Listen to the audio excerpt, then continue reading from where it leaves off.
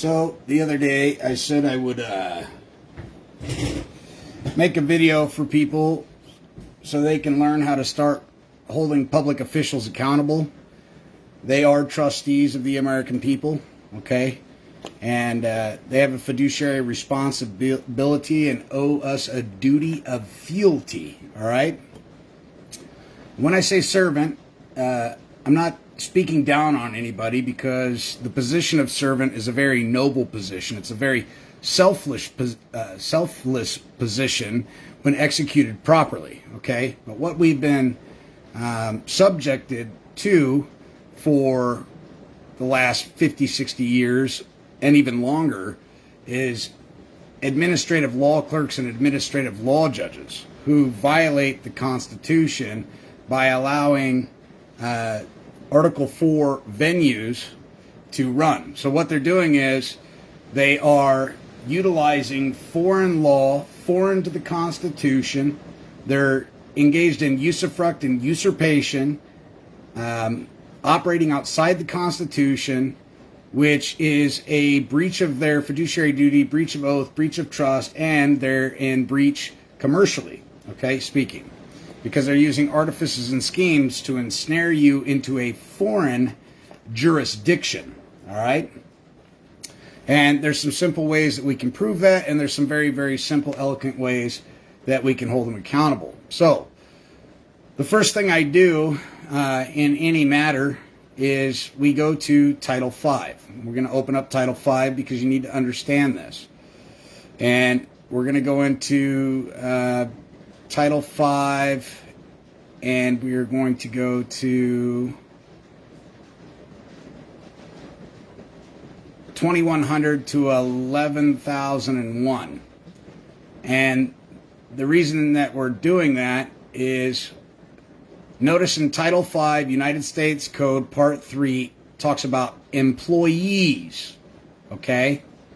So we're going to go in and we're going to click on employees, which is Part 3, subsection 2100 through 11,001. We're going to open that up. And then what we're looking for is Subpart A is the general provisions. And then Subpart B is employment and retention, okay? And we're going to go ahead and open employment and retention. Now, employment, getting the position, and then, of course, holding that position, all right? And we're going to open it up. And then when we open up Title V, United States Code, Subpart B, employment and retention, it's going to open up to Chapter 31, Chapter 33, Chapter 34, Chapter 35. And what we're looking at is Title V, 333. So we're going to be in Chapter 33, examination, selection, and placement. Okay? So we're going to go ahead and open that up. And when we get into Title V, United States Code, Chapter 33, examination, selection, and placement, understand that what I am getting ready to show you is how you hold these people accountable, and you can impeach them and bring charges of treason against them, and I'm going to show you how to do it. Ultimately, it's we, the American people, that are supposed to be doing this. So everybody's going, well, the FBI doesn't do it, the federal groups, the ATF, the DEA, all these groups don't do any of this. That's because it's our duty and responsibility, ladies and gentlemen. This holding them accountable for their acts of aggression and mixed war against the Constitution and violating your unalienable rights, it is your duty to hold them accountable. So we're going to go ahead and open up Chapter 2, Oath of Office. It's 3331 through 3333. A lot of people just quote the 3331 and never expand any further because they just regurgitate what they've heard. They don't actually go in and read it. I'm going to express it to you this evening. So, if you can't see the screen, you can follow along with me, and we are in Title V, United States Code 3331, Oath of Office.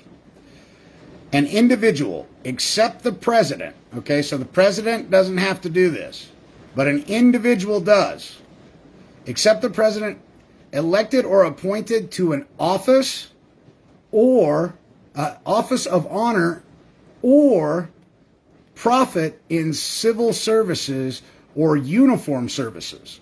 So we need to break this down a little bit. So an elected or appointed to an office, your governor can appoint people into offices, okay? And the state of is a subsidiary corporation of the parent corporation known as the United States. So when your public officials are telling you they don't have to comply with Title V, United States Code 3331, they're sadly mistaken, because they're operating under the Reorganization Act of 1871, and they're operating a subsidiary corporation of the parent corporation known as the United States, which is found in Title 28, 3002, 15A, B, and C. And we'll cover that as well. So an individual except the president, all right? The president is exempted from the Title V, 3331, all right? Because he's got a completely different oath of office that he takes. Elected or appointed. So this applies to your city council, your county council.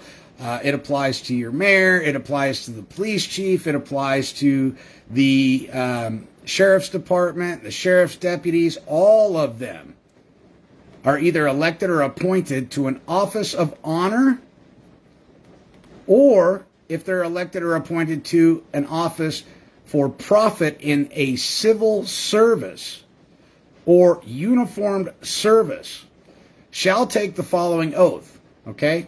In this context, shall means they must. And it says I, AB, I, their name.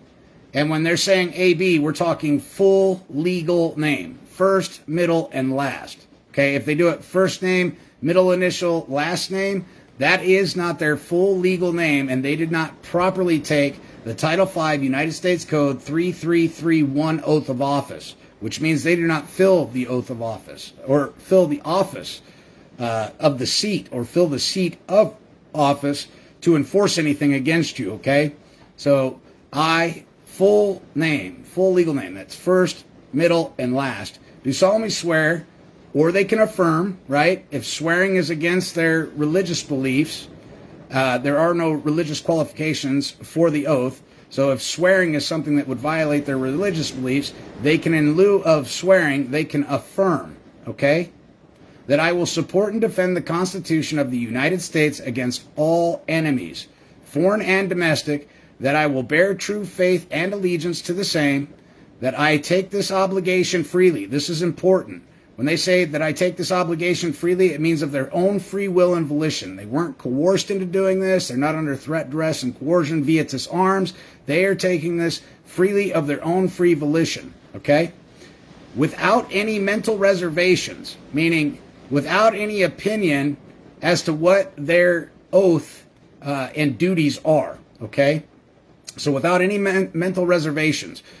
Understand that when they take this oath, the Title V United States Code 3331 oath of office is the office for profit and gain, all right? This is under the Reorganization Act. They are swearing an oath and allegiance to engage in profit and gain, all right? And I'm going to show you the organic oath that they have to take as well, all right? But when we're dealing with the Title V United States Code 3331 oath of office, it's very imperative that you comprehend that this is the oath they must take and hold in order to be engaged in profit and gain in civil services, all right? So this is the new oath under the Reorganization Act of 1871. And they've got to take this oath freely without any mental reservations of their own free will, without any mental reservations or purpose of evasion. Evasion, ladies and gentlemen, is to abscond from their duty. They now have a duty. The oath is for life, ladies and gentlemen. And when they take this oath, they become foreign to the sovereign states. And now they're part of the United States, okay? Which is a foreign territory and jurisdiction wholly single and separate from the Union of States, all 50 states. So Washington, D.C., District of Columbia, is not part of the United States, the Union of States, okay? And that I will well and faithfully discharge the duties, all right? This is talking about the duties that they have of the office on which I'm about to enter. So help me God is optional. Remember, there's no religious qualifications for filling a seat or an office, okay? So this is optional. And most often you will see this on their oath in all capital letters. And when it's in all capital letters, it says nothing. And sometimes you will see words throughout their oath that are in all capital letters. And if that has occurred, they have not followed the law, because the law says that English is the language in the United States of America, and all legal documents must be in English, period, full stop, okay? This section does not affect other oaths required by law. So they're telling you right here, there are other oaths that are required by law. Now, when you go look up a police officer's oath of office, a sheriff's oath of office, a judge's oath of office, senators, congressmen, so on and so forth, you will find they never have this oath, all right? And if they do have this oath, it's something similar, but they don't ever fill it out verbatim, word for word, and therefore they didn't take the proper oath, okay? The next thing that we're going to talk about is this section does not affect other oaths required by law. Why are they saying this? Well, they're telling you that, for example, the state of Nebraska has its own oath to fill offices, okay, or the seat of office.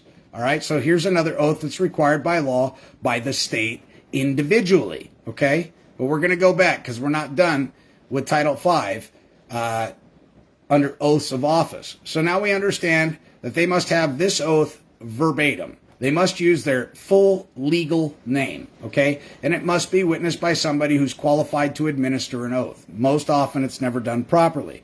It must also be recorded in a time frame less than 30 days, okay? Now, if they do have this oath, we're talking about public officials, because remember, this is for a position of honor or profit in civil services or uniformed services. So this literally covers everybody. We're going to hit next. We're going to go to Title V, United States Code 3332, Officer Affidavit, no consideration paid for appointment. Okay? So the reason that this is imperative and so important is because nobody talks about it, first of all. They just regurgitate what they hear, and they never get the full concept of the performance that is expected. After they've taken the Title V United States Code 3331, which we've already established is for profit and gain, the next thing that they have to do is an affidavit allonged to their oath of office. An officer, within 30 days after the effective date of his appointment, all right, shall file with the oath. This is how you know that it's allonged to the oath. An affidavit must be allonged to the oath. Shall file with the oath of office required by Section 3331 of this title, Title V, an affidavit that neither he nor anyone acting in his behalf has given, transferred, promised, or paid any consideration for or in the expectation or hope of receiving assistance in securing the appointment. All right? So, not only do they have to have the Title V 3331 oath of office, allonged to the Title V 3331 oath of office within 30 days after the appointment, okay, shall, and shall in this context means must, file the oath of office required by Section 3331 of this title, Title V, an affidavit that neither he nor anyone acting in his behalf has given, transferred, promised, or paid any consideration for or in expectation or hope of receiving assistance in securing the appointment. Ladies and gentlemen, if they have the Title V 3331 oath of office, but they didn't allonge an affidavit stating that they weren't swayed or bribed or paid for or promised anything, or they didn't promise anything to somebody else and nobody in their party promised anything, if they don't have this affidavit allonged to the oath of office, ladies and gentlemen, they do not hold the office. Okay? Then we go to Title V, United States Code 3333. Employee affidavit. Why are they being considered employees? Because they're operating under the Reorganization Act as in a administrative capacity as ministerial administrators, whether they're administrative law clerks, administrative law judges, whatever the case may be. They're working for a subsidiary corporation known as the state of, all right, which is a subsidiary corporation of the parent corporation known as the United States that was created under the Reorganization Act of 1871, all right?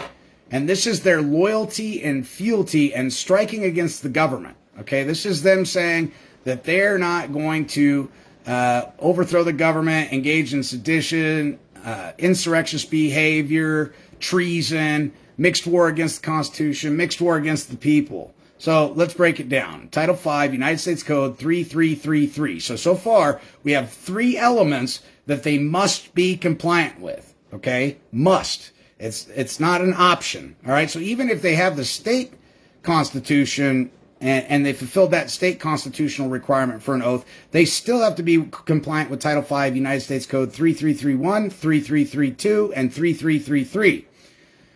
A, except as provided by subsection B of this section, an individual who accepts office, so who's accepting the office, okay, this is a fealty, or employment in the government of the United States. All right, now a subsidiary corporation of the United States, the parent company being the United States, is still an affiliate. Okay, they are still filling an office in the government of the United States or in the government of the District of Columbia.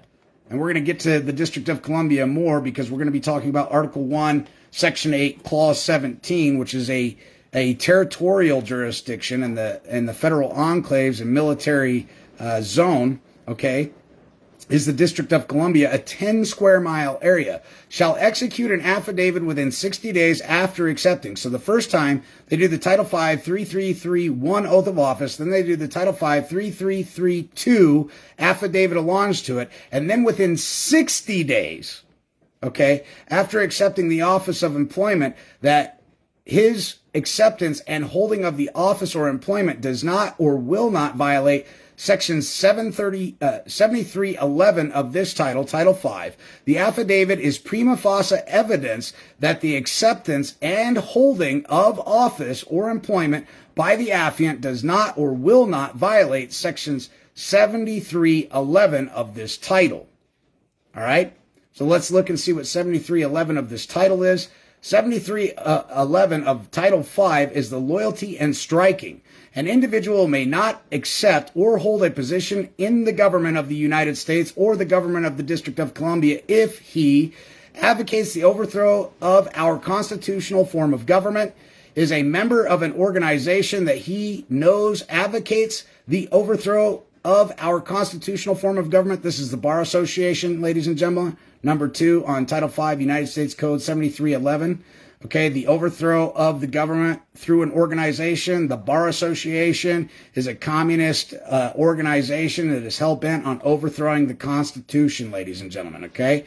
And it's already been proven in the House Judicial Senate Committee Review Board by a disinterested third party that found in the early 50s that the American Bar Association is a communist party following the Communist Manifesto to overthrow the constitutional Republican form of government that we have in the United States of America. Okay? Number 3, participate in striking or asserts the right to strike against the government of the United States or the government of the District of Columbia. You see how they're showing you the difference between the jurisdictions. You have the United States or the government of the District of Columbia, or is a member of an organization or organization of employees of the government of the United States or of individuals employed by the government of the District of Columbia. This is so important. Ladies and gentlemen, when they take an oath of office, they are now foreign to you and me. They are operating under statutes, codes, city ordinances, rules, and regulations that apply to them because they entered into a contract and agreed to be bound by it. That he knows asserts the right to strike against the government of the United States or the government of the District of Columbia. All right, so this is Title 5, United States Code 7311, loyalty and striking. We're going to go back. B, an affidavit is not required from an individual employed by the government of the United States or of the government of the District of Columbia for less than 60 days for sudden emergency work involving the loss of human life or the destruction of property. This subsection does not relieve an individual from liability for violations of Section 7311 of this title. We already went through 7311 in Title 5. It's talking about the rebellion and insurrection, seditious behavior, and mixed war against the Constitution to overthrow the government or working with corrupt organizations that are hell-bent in overthrowing the government, which ties into the Trading with the Enemy Act, 40 Statute at Large 411, and, of course, 411 Section 7E being one of the most prominent parts of the 40 Statute at Large 411, which is the Trading with the Enemy Act, which under the Reorganization Act of 1871 is the trust indenture they are operating by. Okay? So, now that we know the three elements they must meet, they must be compliant with Title 5 3331, compliant with Title 5 3332, and they must be compliant with Title 5 3333. How do we hold them accountable? First, we're going to do a FOIA request to them demanding that they produce the Title 5 3331 oath of office, the Title 5 3332 affidavit launched to that oath of office. If they are day 31 before they filed the affidavit, are they compliant with the law according to the statutes that they are bound by? Not we, they. If it's filed on the 31st day, then it's void, is it not? Because the law is very specific and says that they have to have it filed within 30 days. Okay, so if it's on the 31st day, they're not filling office, and now they're liable, and they're unlimited, indefeasible, commercial, civil, personal, and professional liability. It falls back on them carrying the primary active degree of fault for their office while outside of the office because they weren't compliant with the law, and therefore they don't fill the seat of office. Okay, so they're liable, and they're indivisible, unlimited personal liability. Okay, and this was what makes their wives and husbands also accessories after the fact because of their unjust enrichment while they maintain a position as holding an office while being non-compliant. All right. So that's step one. We want their Title 5 United States Code 3331 oath of office, their Title 5 United States Code 3332 affidavit, and we want their Title 5 United States Code 333 where they state that they're not going to engage in mixed war against the Constitution, they're not going to violate their oath of office, they're not going to breach the trust, they're going to be in compliance, and they're not going to engage with any organization that is hell-bent on overthrowing our constitutional form of Republican government. Now, we look into the state of Nebraska, just because I'm currently working with something in the state of Nebraska, and we go to the Nebraska Revised Statutes. The Nebraska Revised Statutes in 11101 states that this is the oath of office that they must have in order to fill that position for profit, okay?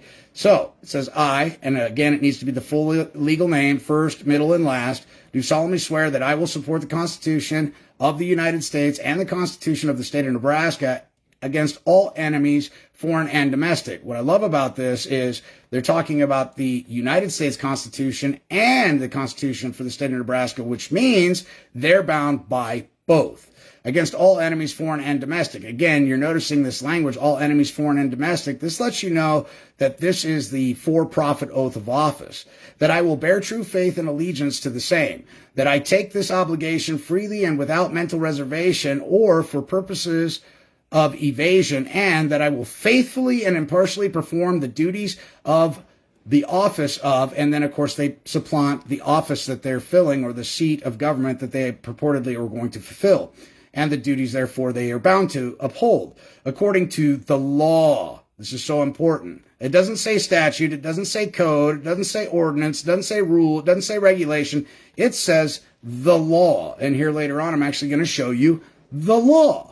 and to the best of my ability. And I do further swear that I do not advocate, nor am I a member of any political party or organization that advocates the overthrow of the government of the United States or of this state by force or violence, and that during such time as I am in a position, I will not advocate nor become a member of any political party or organization that advocates the overthrow of the government of the United States or of this state by force or violence, so help me God. Again, the so help me God is not a requirement, the freedom of religion. You don't have to put this on there. So if it's missing the so help me God thing, understand that they don't have to have the so help me God thing on there. But if it's in all capital letters, ladies and gentlemen, that is not English, and rightfully it's just as though it was never there.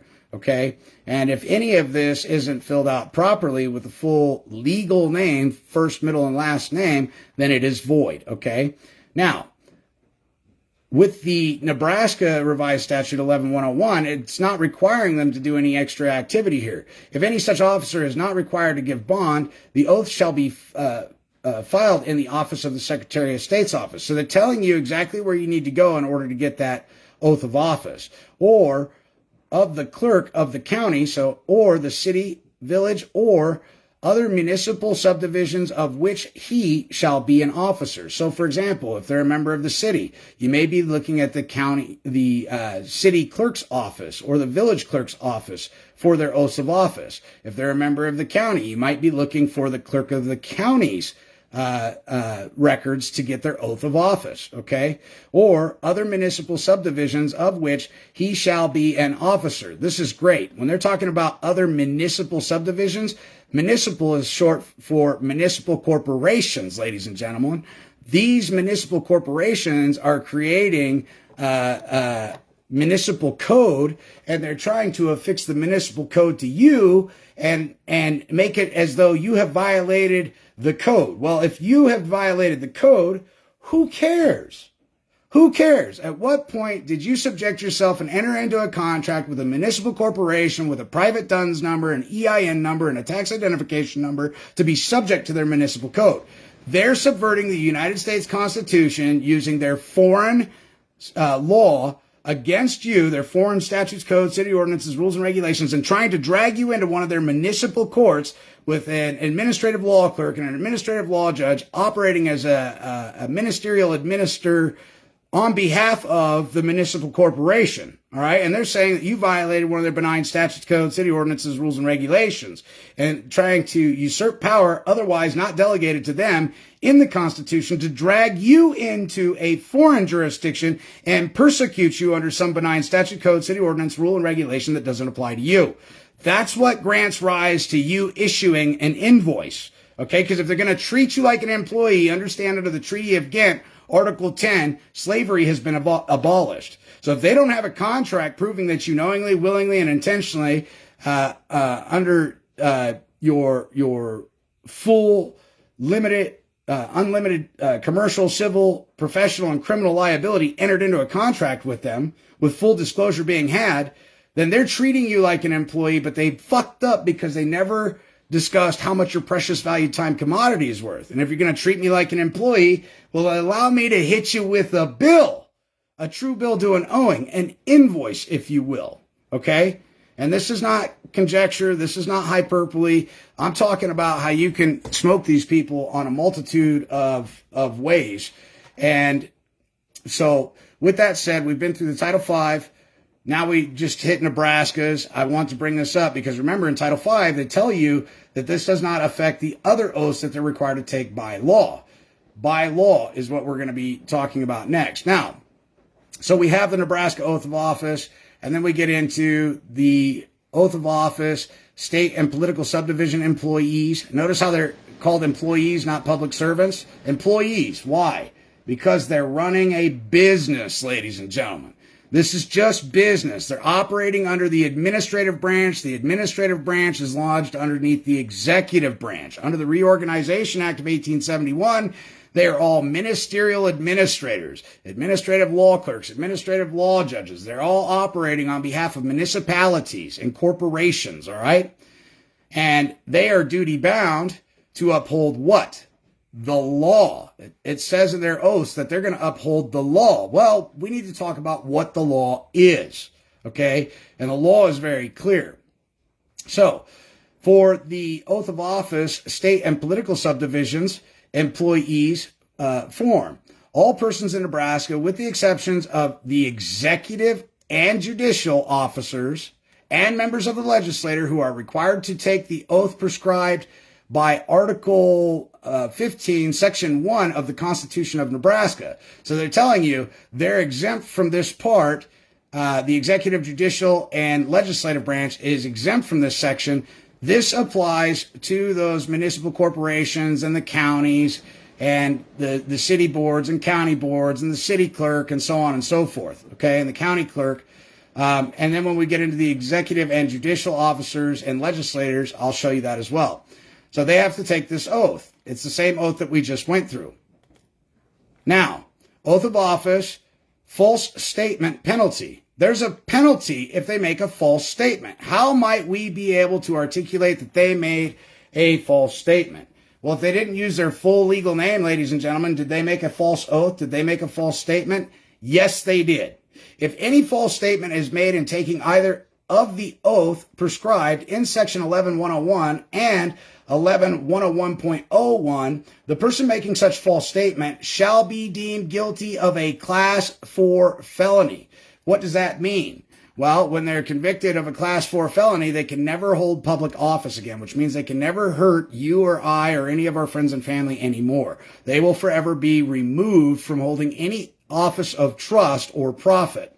No person convicted of perjury and taking the oath as prescribed in either Section 11-101 or Section 11-101.01 shall hold any non-elective position, job, or office for the state of Nebraska or any political subdivision thereof where the remuneration of such position, job, or office is paid in whole or in part by public money, public trust funds, or funds of the state of Nebraska, meaning they're getting paid by the Nebraska Treasury, or of any political subdivision thereof. All right? Super important.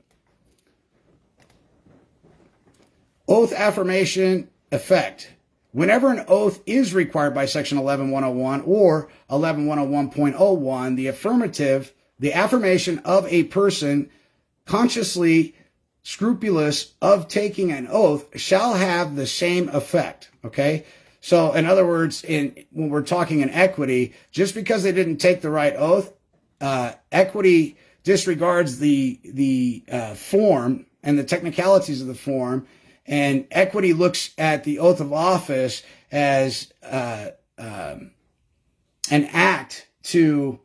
Equity imputes an intention to fulfill an obligation. So whether or not they took the right oath or not, we can still hold them accountable. All right. What exactly is the oath? When they take the oath, now we have prima facie evidence of their intent when they violate the law, because when they take this oath, they swear or affirm that they know the law, that they're going to uphold the law, that they're not going to overthrow the Constitution, that they're not going to engage in mixed war against the people, that they're not going to engage in sedition or insurrectious behavior, that they're not going to work with other corporations or fascist entities or communist parties to overthrow the Republican form of government that we, the people, have created. Okay? And yet they're doing it. All right? And so this is how we disqualify them and we hold them accountable. All right, we have to know these things in order to do so. Now, Title 28. We are going to be in Title 28 because this is the judicial oath of office that's required for the judges and any employee that is an officer of the court, okay? So this would be your bailiffs, your sheriffs. I presume that your chief of police or anybody testifying as an agent on behalf of the municipality, because remember, they're in the Article 1, Section 8, Clause 17 venues and Article 4 military tribunals, all right? So they're all officers of the court. They're all being paid by the same entity, all right? So Title 28, and we want to look at organization of courts, 1 through 482. Let's see. Department of Justice, Part 2, 501 through 599B. We want to go to Let's make sure. I think. And we're going to go to oath of office in Title 28, United States Code 544, oath of office, Chapter 35, United States Attorneys. Okay? Now, the Attorney General is the general of all attorneys that operate underneath him, and they're all representing either the state of or they're representing the United States of the Attorney General's office. And it tells you right here, each United States attorney, assistants, United States attorney, and attorney appointed under Section 543 of this title before taking office shall take an oath to execute faithfully his duty. All right? 545, residence. Each United States attorney shall reside in where? The district for which he is appointed, except that these officers of the District of Columbia, the Southern District of New York, and the Eastern District of New York may reside within 20 miles thereof. Each assistant United States attorney shall reside in the district for which he or she is appointed or within 25 miles thereof. The provisions of this subsection shall, which means must, shall not apply to any of the United States attorneys or assistant United States attorneys appointed for the Northern Mariana Islands who at the same time is serving in the same capacity in another district, pursuant to an order from the Attorney General or his designee. A United States attorney or an assistant United States attorney may be assigned dual or additional responsibilities that exempt such officer from the residency requirement in the subsection for a specific period as established by the order and subject to renewal.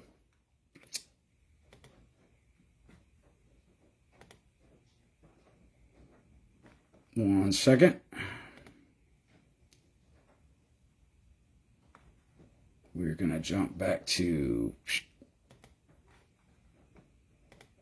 organization.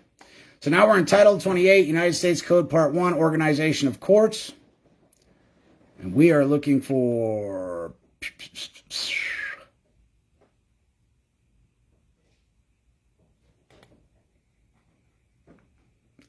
453, Title 28, United States Code, Chapter 21, General Provisions applicable to courts and judges. Now remember, these are the lesser courts. Okay, these were created under Article 1, Section 8, Clause 17, and they are the lower inferior courts. And I'm going to prove that to you here in a little bit. So we need to look at what their oath of office is. Courts always open, powers unrestricted by expiration of sessions.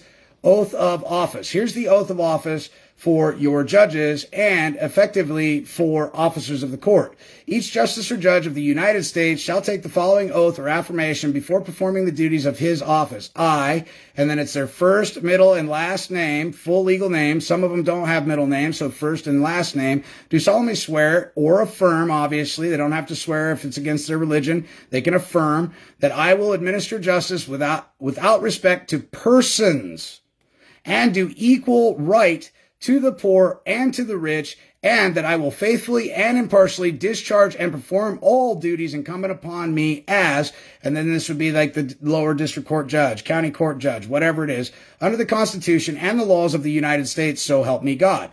If they don't have this oath, ladies and gentlemen, they do not fill the office, okay? And so this is another oath that they have to have. This is Title 28, United States Code, Chapter 21, subsection 453, Oath of Justices and Judges. Okay, this is how we disqualify the judges and justices, all right?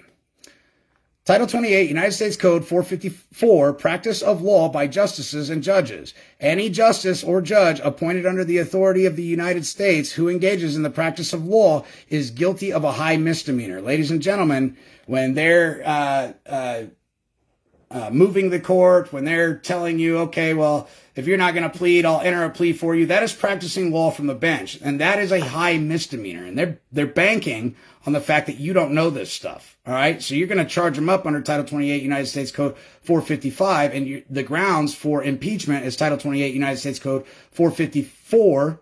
Okay, and they're practicing law from the bench, which is a high misdemeanor. All right, not to mention that they're an administrative law judge. So they're operating on behalf of a foreign principal trying to usurp power otherwise not delegated to them. And the easy way to prove that is there's no man or woman standing before the court claiming that I've caused harm, damage, injury, or loss, and I believe none exist. I believe no evidence to the contrary exists. And right there, you've got them on high misdemeanors, okay? This means say goodbye to that multi-million-dollar retirement that they enjoy.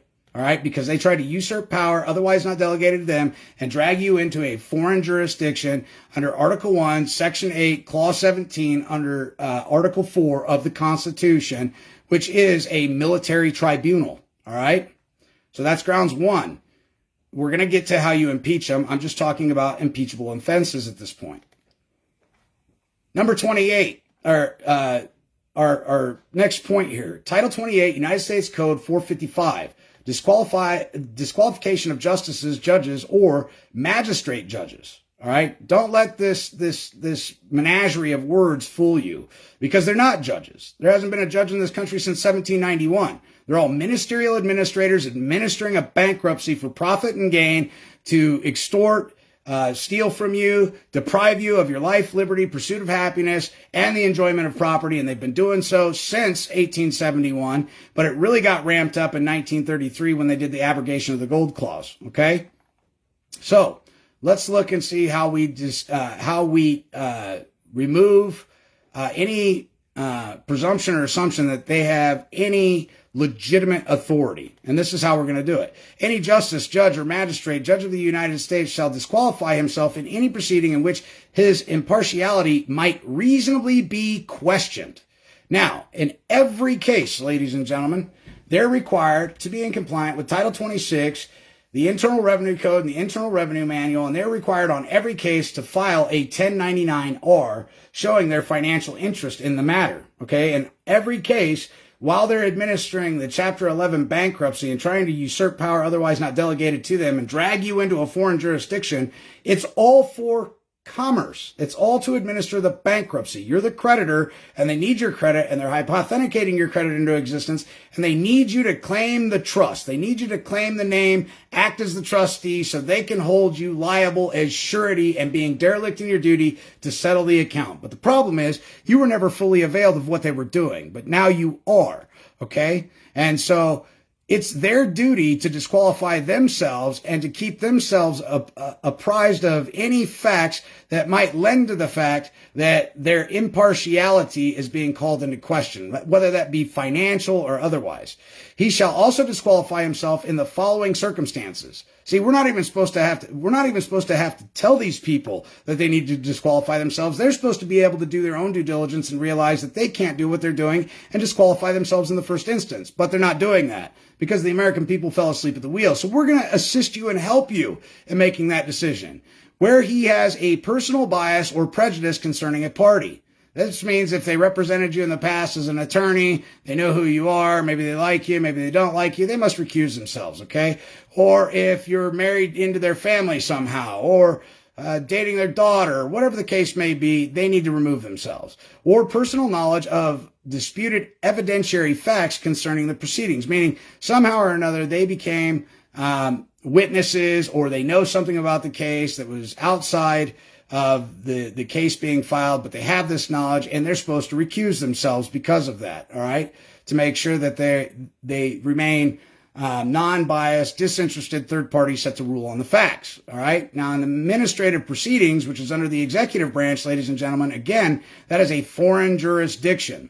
2, where in private practice he served as a lawyer in a matter in controversy, or a lawyer with whom he previously practiced law served during such association as a lawyer concerning the matter, or the judge or such lawyer has been a material witness concerning it. Okay, so in other words, if the alleged judge, who's a ministerial administrator, operating as an administrative law judge or administrative law clerk, dragging you into a foreign jurisdiction, making you subject or trying to subject you to the foreign laws or foreign statutes, codes, city ordinances, rules, and regulations of a foreign corporation, a corporate entity, right?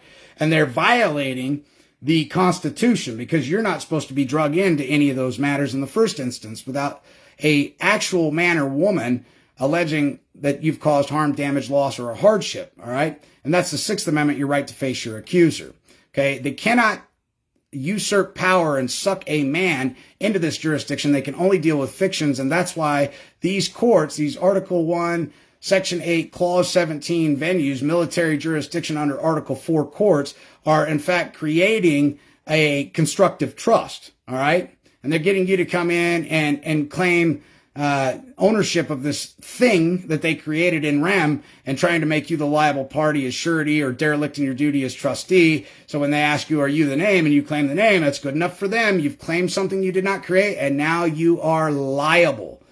3, where he has served in government employment and in such capacity participated as counsel, advisor, or material witness concerning the proceedings or expressed an opinion concerning the merits of the particular case in controversy. If they already have a preconceived notion or opinion of the case, they've already had knowledge of it before it kicked off or maybe during when it first began, they have to recuse themselves because they have to be non-biased, disinterested third parties set to rule on the matter.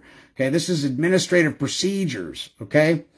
4, he knows that he individually or as a fiduciary, well, they're all fiduciaries, okay? They're all fiduciaries. So they all have to recuse themselves, all right? Or his spouse or minor child residing in his household has a financial interest in the subject matter in the controversy, okay? So for child support, for example, he's a fiduciary. He's also an individual or she sitting on the bench, and it benefits the Treasury, and they get paid 66% of every dollar they issue, plus they have to fill out a 1099-R every time they make a ruling against we the people in these venues, in these under the executive branch, in the administrative procedures, okay? They have to fill out a 1099-R, and they receive a benefit. His spouse and minor child receive a benefit because it bolsters the state treasury, and that's where he gets his paycheck from. Okay, and this is how when they abscond from recusing themselves, now their spouse becomes an accessory after the fact because she benefits from the ill-gotten gains of the fiduciary. All right, so they're fiduciary trustees. They're not supposed to be rape, robbing, and pillaging us and dragging us into a foreign jurisdiction in a dry dock. They're supposed to be leaving us the fuck alone. All right, but that's not what they're doing. So this is the other way that we're going to disqualify them. All right, interest in the subject matter, in controversy, or in a party to the proceedings, or any other interest that could be substantially affected by the outcome of the proceeding. How about the fact that they're violating the Seventh Amendment, that you're not giving you your right to a trial by way of jury? Trial by way of jury is different than jury trial. Two very different jurisdictions. One, you have the Administrative Procedures Act, and they're operating in a foreign jurisdiction under Article 1, Section 8, Clause 17, the Article 4 of the Federal Constitution, and a military tribunal, all right, which is not where we are supposed to be. We're not part of the military. We are we the people. We're entitled to one Supreme Court, okay? We're entitled to indictment by way of grand jury, all right? We're not entitled to these bullshit fucking three-ring circuses that they're masquerading around as courts, okay? And so that's fraud in the inducement. They're telling you, oh yeah, if you don't come, well, we subpoena you, we'll issue a warrant, you'll go to jail. That's threats vietus arms. That again goes against the law of the land and violates the oath, and it's a breach of trust, and we can also disqualify him on those grounds, okay? So pay attention to what I'm saying. He or his spouse or a person with the third degree of relationship to either of them or the spouse of such person is a party to the proceeding or an officer, director, or trustee of a party, is acting as a lawyer in the proceeding, is known by the judge to have an interest that could substantially affected by the outcome of the proceeding, or 4, is to the judge's knowledge likely to be a material witness in the proceeding. Okay? So these are all the grounds that we're going to hammer them on. Mainly the fact that they're a fiduciary and their wives and offspring are benefiting from their unjust enrichment, from their unconstitutional acts and breach of trust, breach of fiduciary duty, commercial dishonor, so on and so forth. We're going to hammer them on that. All right. And again, they have the duty to make sure that they don't have a financial interest. In child support issues, that's a ministerial administrative proceeding where the judge is violating the separation of powers clause and operating under the executive branch, ladies and gentlemen. In fact, they're all operating under the executive branch. It's very rare that you're actually in the judiciary, but I'll show you how to get into the judiciary, and I'm going to show you how we're going to hold these cretins accountable because now is the time for affirmative action.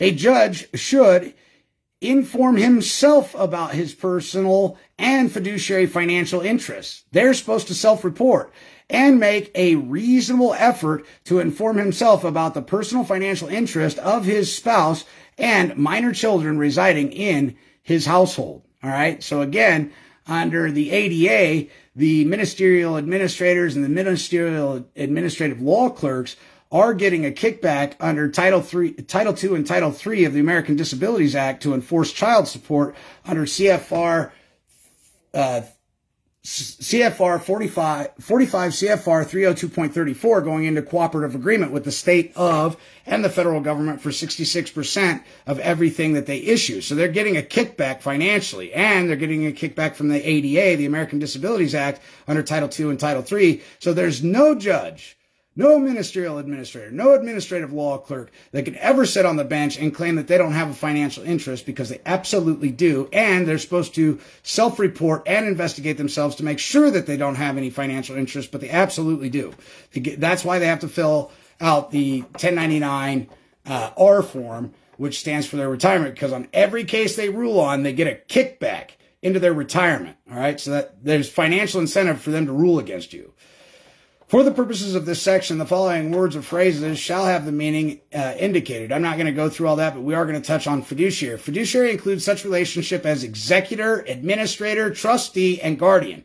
Well, I already told you that they're operating as administrative law clerks. So they're administrators or administrative law clerks or administrative law judges. Okay? We already know that they're a trustee because when they took their oath of office, they're trustees of the American people. And they're also operating executor dis on tort. All right? So right here, the definition of fiduciary, we've already got them disqualified. Financial interest means ownership of a legal or equitable interest, however small. It could be for a penny. 1 penny is all it takes. Or a relationship as director, advisor, or other active participant in the affairs of the party, except that ownership is a mutual or common investment fund that holds securities, is not a financial interest. Now look at this. They're talking about holding securities. This is why the UCC comes into play, ladies and gentlemen, because their venues that they're running in Article 1, Section 8, Clause 17, and their Article 4 military tribunals, they are private, for-profit, ad hoc corporations negotiating financial instruments, utilizing the UCC to negotiate said instruments, okay? So this is why they're talking about the securities, okay? Because that's what they're generating without your express written consent, without full disclosure. They're using your good name, your reputation, and they're hypothecating your credit into existence because they are debtors insolvent, and they are administering a Chapter 11 bankruptcy that they are a part of, okay? They're insolvent. They need you. You don't need them, all right? And they're generating debt instruments and new credits on account because that's how the flow of the fiat money system actually works. An officer is an educational, religious, charitable, fraternal, or civil organization is not a financial interest in securities held by the organization. Again, they're talking about the securities because they're a private, for-profit, ad hoc corporation masquerading around as a judiciary, but really they're administrative under the executive branch, violating the separation of powers clause, and they are arbitrarily and capriciously masquerading around as officials of the United States, which is a felony. 3, the proprietary interest of the policyholder in a mutual insurance company or of a depositor in a mutual savings association or a similar proprietary interest is a financial interest in the organization only if the outcome of the proceeding could substantially affect the value of the interest. Ownership of the government securities is a financial interest in the issuer only if the outcome of the proceedings could substantially affect the value of the securities. Again, it does. No justice, judge, or magistrate judge shall accept from the parties to the proceedings a waiver of any ground for disqualification enumerated in subsection B, where the ground for disqualification arises only under subsection A. Waiver may be accepted provided it is preceded by a full disclosure on the record of the basis for the disqualification. So again, you need to articulate why they're going to disqualify themselves. They have a financial interest in the matter. They don't have a 1099-R on file. They don't have the Federal Reserve Form 2046 on file. And we're going to go through some other reasons that they're going to disqualify themselves, or you're going to move to impeach them. And it's really, really easy. F, notwithstanding the preceding provisions of this section, if any justice, judge, magistrate judge, or bankruptcy attorney or bankruptcy judge to whom a matter has been assigned would be disqualified after substantial judicial time has been devoted to the matter. Hold on, I gotta put a puzzle piece in here. Whoops. I gotta slow down. All right, we're back. Bankruptcy judge to whom a matter has been assigned would be disqualified after substantial judicial time has been devoted to the matter because of the appearance or discovery after the matter was assigned to him or her that he or she individually or as a fiduciary, again, because they're fiduciaries. And how can we affirm they're fiduciaries? They took an oath of office. Or his or her spouse or minor child residing in his or her household has a financial interest in a party other than an interest that could be substantially affected by the outcome. Disqualification is not required if the justice, judge, magistrate judge, bankruptcy judge, spouse or minor child, as the case may be, divests himself or herself of the interest that provides the grounds for the disqualification. Let me tell you something. The alleged judge gets paid by the state treasury. The police officer gets paid by the state treasury. The clerk of the court gets paid by the state treasury. They're all operating underneath the executive branch as administrators, and they're subverting the United States Constitution, which is the law of the land. All right. So now we went through the oath of the office that the judge has to have, plus there's an oath for each state for the judge. You need to go look it up. And then there's the canons that the judges are bound by. All right. Again, we're showing you how to disqualify and remove these judges and these public actors because they don't actually fill the seat of office of government, and they're non-compliant, and therefore all their orders are arbitrary and capricious, void in ab initio, non-pro-tunc, and have no force, weight, and effect. They have no duty to obey and no obligation to enforce. Title 26. Title 26, before they ever take an action against your estate, because remember, they're operating in the ministerial administrative capacity under the executive branch, which is a violation of the separation of powers clause while they're masquerading around as judges of the United States, okay? And so we're going to go to Title 26, boop, boop, boom. Title 26, U.S. Code, Subtitle F, Procedures and Administration, all right? And then we are going to go to 7306. Here. Title 26, United States Code, Chapter 75, Crimes, Other Offenses, and Forfeitures. And we are looking for 7306 right here. And 73... Uh-oh. Did they hide it? No. That's right. Oh, no.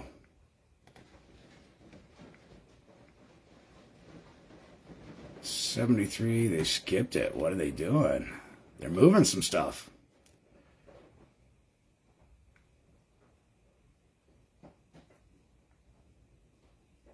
Oh, I gotta go find it now in the actual Title 26. So 7306 is where they need the permission from the Secretary of Treasury to even administer your estate. Because remember, again, it has nothing to do with you in the Article 1, Section 8, Clause 17 venues, the Article 4 military tribunals have nothing to do with you. They're administering a bankruptcy and trying to make you the liable party on it. So we're going to go to 6903, and we're going to disqualify the judge again, because under 6903, the judge and the prosecutor and anybody directly touching your decedent estate under Title 26, United States Code 6903, notice of fiduciary relationship is required and bound to report to the Secretary of Treasury of Puerto Rico. Upon notice to the Secretary that any person is acting for another person in a fiduciary capacity, such fiduciary shall assume the power, rights, duties, and privileges of such other person in respect of a tax imposed by this title, except as otherwise specifically provided, and except that the tax shall be collected from the estate of such other person until notice is given that the fiduciary capacity has terminated. All right, so they need permission before they administer your estate from the Secretary of Treasury of Puerto Rico, which means they should have filed a Form 56 before they ever brought action, and they should have a letter of appointment, a grant of authority, a grant of assignment to be the fiduciary over the estate. All right, and because they don't have that, we can disqualify them, ladies and gentlemen. All right, now we're going to look at Article 6 of the Constitution, because we're going to go back into the law so you can understand how we're going to impeach them. Article 6, all debts contracted and engagements entered into before the adoption of this Constitution shall be as valid against the United States under this Constitution as under the Confederation. This is your key sentence right here.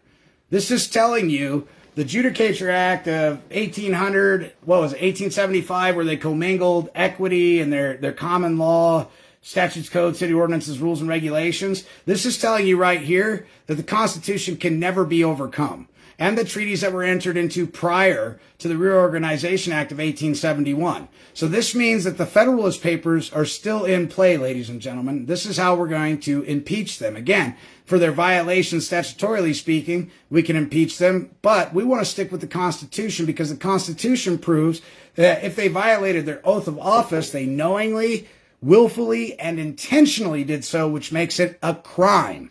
Okay, it's criminal when they knowingly, willingly, and intentionally violate their oath of office. It's a crime. And how can we prove that they knowingly, willfully, and intentionally did so? Well, they took an oath of office, and by taking that oath of office, they were bound to know the law. They were duty bound to know the law.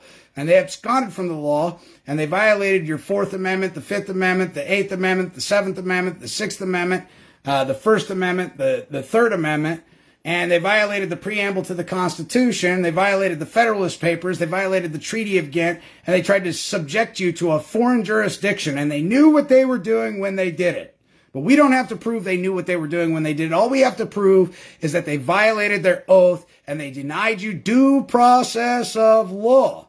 Really simple, all right? So I just wanted to point out in Article 6, all debts contracted and engagements entered into. Engagements, what they mean by engagements is agreements before the adoption of this Constitution, okay, shall be as valid as against the United States under this Constitution as under the Confederation, which means the Federalist Papers, ladies and gentlemen, still have force, weight, and effect if you know how to enforce it. We're going to talk about that.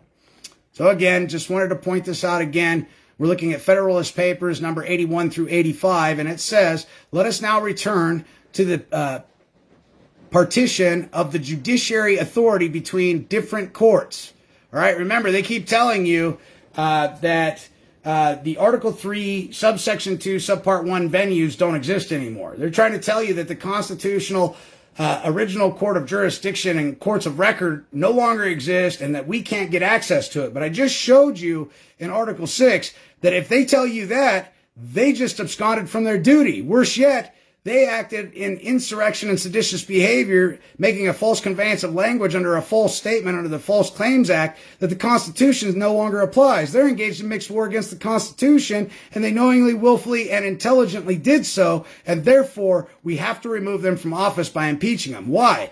Because the Federalist Papers number 81 says that the judiciary authority between different courts and their relation to each other, the judicial power of the United States is, by the plan of the convention, to be vested in one Supreme Court.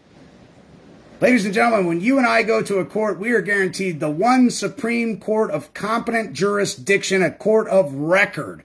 Okay? And that is the one Supreme Court.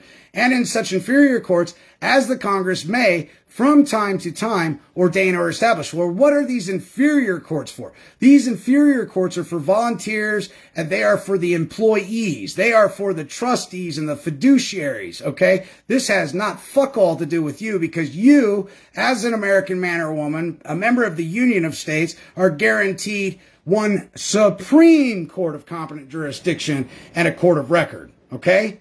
So when they drag you into the Article 1, Section 8, Clause 17 venues trying to unjustly enrich themselves under administrative procedures, an Administrative Procedures Act, as ministerial administrative law clerks and administrative law judges, ladies and gentlemen, you need to be cognizant of the fact that they're usurping power otherwise not delegated to them, dragging you into a foreign jurisdiction, and trying to leave you holding the bag for some benign statute, code, city ordinance, rule, or regulation violation, all while not fulfilling the seat of office because they don't have the proper Title V 3331 oath of office. They don't have the proper Title V 3332 affidavit that's alleged to it that is supposed to be recorded and registered within 30 days. And they do not have the Title V 33333 that's another affidavit that's supposed to be filed within 60 days.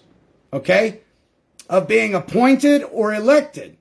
Not to mention that the state constitutional oath isn't proper either, because when you go and look at the state constitutional oaths, they will tell you in every state constitution that English is the language of this state, and all official documents must be written in English or they are void.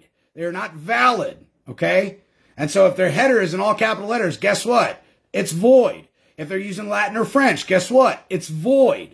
All right, if they're not using their first, middle, and last name, it's void. They're using an unregistered, false and fictitious misnomer, okay, as an unidentified, unknown agent and agency, usurping delegation of power otherwise not delegated to them because they are devoid of the law. They're absconding from fulfilling their duty and the law, and therefore, we impeach them.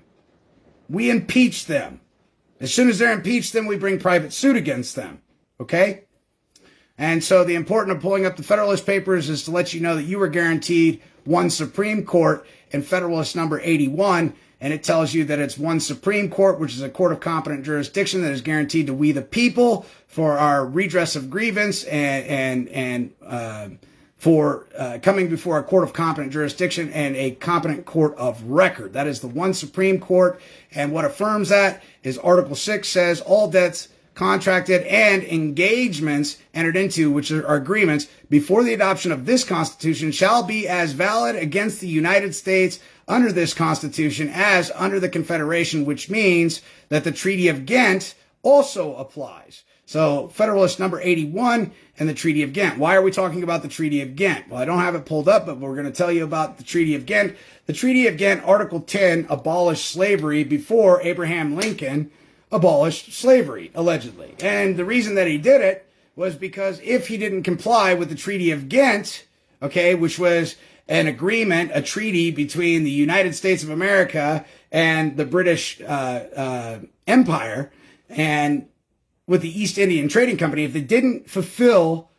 Abraham Lincoln did not fulfill his obligations under the Treaty of Ghent, he could no longer do international business, okay? Make no mistake about it, Abraham Lincoln did not want to free the slaves. And that's why they came up with the 14th Amendment, to politically subject everybody to the administrative branch under the executive branch, all right? Let me remind you, there are 4 branches to the government. We the people are supreme. Then you have the judicial branch, the executive branch, and the legislative branch. Underneath the executive branch is the administrative branch. So anytime they're administering anything, understand it's under the executive branch, and if they're masquerading around as judges while they're doing it, they're in violation of the separation of powers clause. Okay?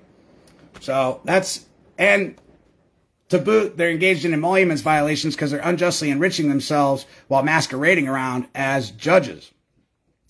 So we're going to look at Article 3, subsection 4. Article 3 is talking about the judicial powers, okay, of the United States shall be vested in one Supreme Court. Well, wouldn't you know it? Where did they come up with that? They came up with that in the Federalist Papers, ladies and gentlemen, Section 81, and in such inferior courts as the Congress may from time to time ordain and establish, all right? These inferior courts are not courts of record. They're not courts of competent jurisdiction, and we, ladies and gentlemen, do not belong in them. All right. We are guaranteed one Supreme Court. It's right here in the Constitution. So when they're denying you a court of competent jurisdiction and a trial by way of jury under the Seventh Amendment, they're violating the one Supreme Court that you were guaranteed, an Article 3 court, subsection 2, court of competent jurisdiction and court of record. And they're instead dragging you into a lower inferior court that does not have jurisdiction, that is not a court of record, and quite frankly has fuck all to do with you. But far be it from me to tell you that. Let's go down to Section 4. The United States shall guarantee to every state in this union a republican form of government. They can never do away with it, even in time of national emergency. They can never abscond from their duty and their oath to uphold the Constitution, ladies and gentlemen. All right? And guarantee our republican form of government. All right? And shall protect each of them against invasion and on application of the legislator or of the executive branch when the legislator cannot be convened against domestic violence. What they're engaged in, ladies and gentlemen, is called domestic terrorism. It's domestic violence. When they're trying to usurp power otherwise not delegated to them, take your home, take your car, take all this stuff from you, absent a due process of law, denying you due process of law, absconding from the Constitution. They are engaged in mixed war against the Constitution. And ladies and gentlemen, that is fucking treason. All right? I need you to pull your heads out of your asses, because if you want to see a better tomorrow today, then you got to learn this stuff, because they're not going to self-report. They're not going to turn on each other, ladies and gentlemen. It is our duty to hold our servants accountable. All right? So the next thing, we get into Article 6, all debts contracted and the agreements. Okay, we already covered that. We're talking about how the Federalist Papers and the guaranteed Constitution, and no matter that they tried to subjugate or abscond with an act from Congress to make void the Constitution and operate in the executive branch administering a bankruptcy, understand this, it's still there. Our power is still there. The power to create can never be greater than the creator. The Constitution clearly states that we are guaranteed one Supreme Court, a court of competent record, and court of competent jurisdiction, and that's it. All right? So, let's see, what else was I going to show you in this?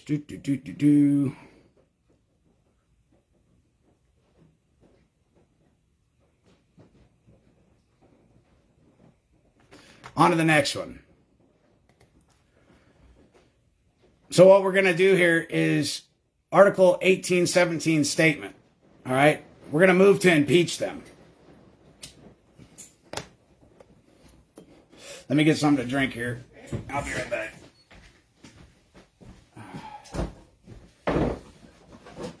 This works for everybody holding a position of public trust or engaging in getting payment from the public trust, the treasuries, whether it be the state treasury, United States Treasury, whether they're city board officials, whether they're county board officials, whether they're district attorneys, doesn't matter. This applies to them all.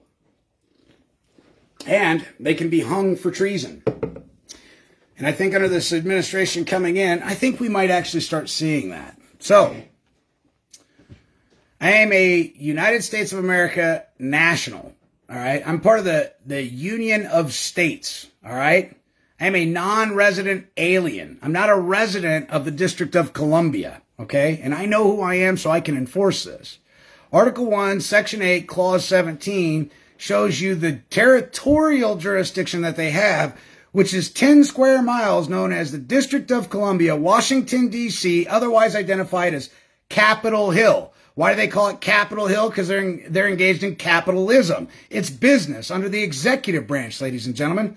All right? And they're only authorized to operate in that 10 square mile area unless they have prior to engaging with you, they have notified the Secretary of the Treasury of Puerto Rico and gotten express written consent under a Rule 2 opinion letter or letter of appointment, grant of assignment, power of attorney, IRS Form 2848, a delegation of authority, but it has to have come from the Secretary of Treasury, granting them the ability to utilize your estate or administer your estate. If they don't have that, ladies and gentlemen, they're supposed to be in Washington, D.C., a 10 square mile area, and they're operating outside that. And because of that, they're derelict in their duty. They're engaged in mixed war against the Constitution. They're engaged in piracy on the land, usurpation, extortion, privateering. Okay? How do we hold them accountable for it? That's Article 2, subsection 4. So let's go back here and look at Article 2.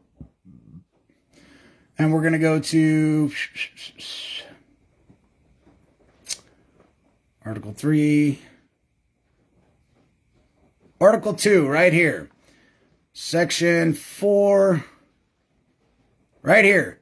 The Congress may determine the time of choosing the electors and the day on which they shall give their votes, which day shall be the same throughout the United States. No person except a natural-born citizen or a citizen of the United States at the time of the adoption of the Constitution, of this Constitution, shall be eligible to the office of the President. Neither shall any person be eligible to that office who shall not have attained the age of 35 years and been 14 years a resident with the United States. Hold on a second. Let me go back here. It's Article 4, Section 2. Hold on. Boop. Article 4, Section 2. The citizens of each state shall be entitled to all the privileges and immunities of the citizens in the several states. Okay? Any person charged in any state with treason, felony, or other crime who shall flee from justice and be found in another state shall, on demand of the executive authority of the state from which he fled, be delivered up to be removed to the state having jurisdiction of the crime. Okay? So this is where we're enforcing Article 4, Section 2, and we are moving to impeach the bad actors, all right? Because they were engaged in treason or seditious behavior or a gross misdemeanor or a high misdemeanor, right? So, vacate for lack of jurisdiction. This is after they've already ruled on the case. You can vacate for lack of jurisdiction, and you're going to give them 21 days to respond, all right? So you're going to articulate the fact that they don't have the Title V 3331 oath of office, the Title V 3332 affidavit that's supposed to be along with it. You've been down to the Secretary of State. They signed with their first name, middle initial, last name. So therefore, they absconded from fulfilling their obligation and their full unlimited legal capacity under the unlimited or limitless personal, criminal, civil, and professional liability that they would carry because they didn't fulfill their oath of office to the letter of the law, right? And then, of course, you've got the state constitutional oaths and the Title 28 oaths of office, and, of course, the fact that they're administering a bankruptcy, violating the separation of powers clause, and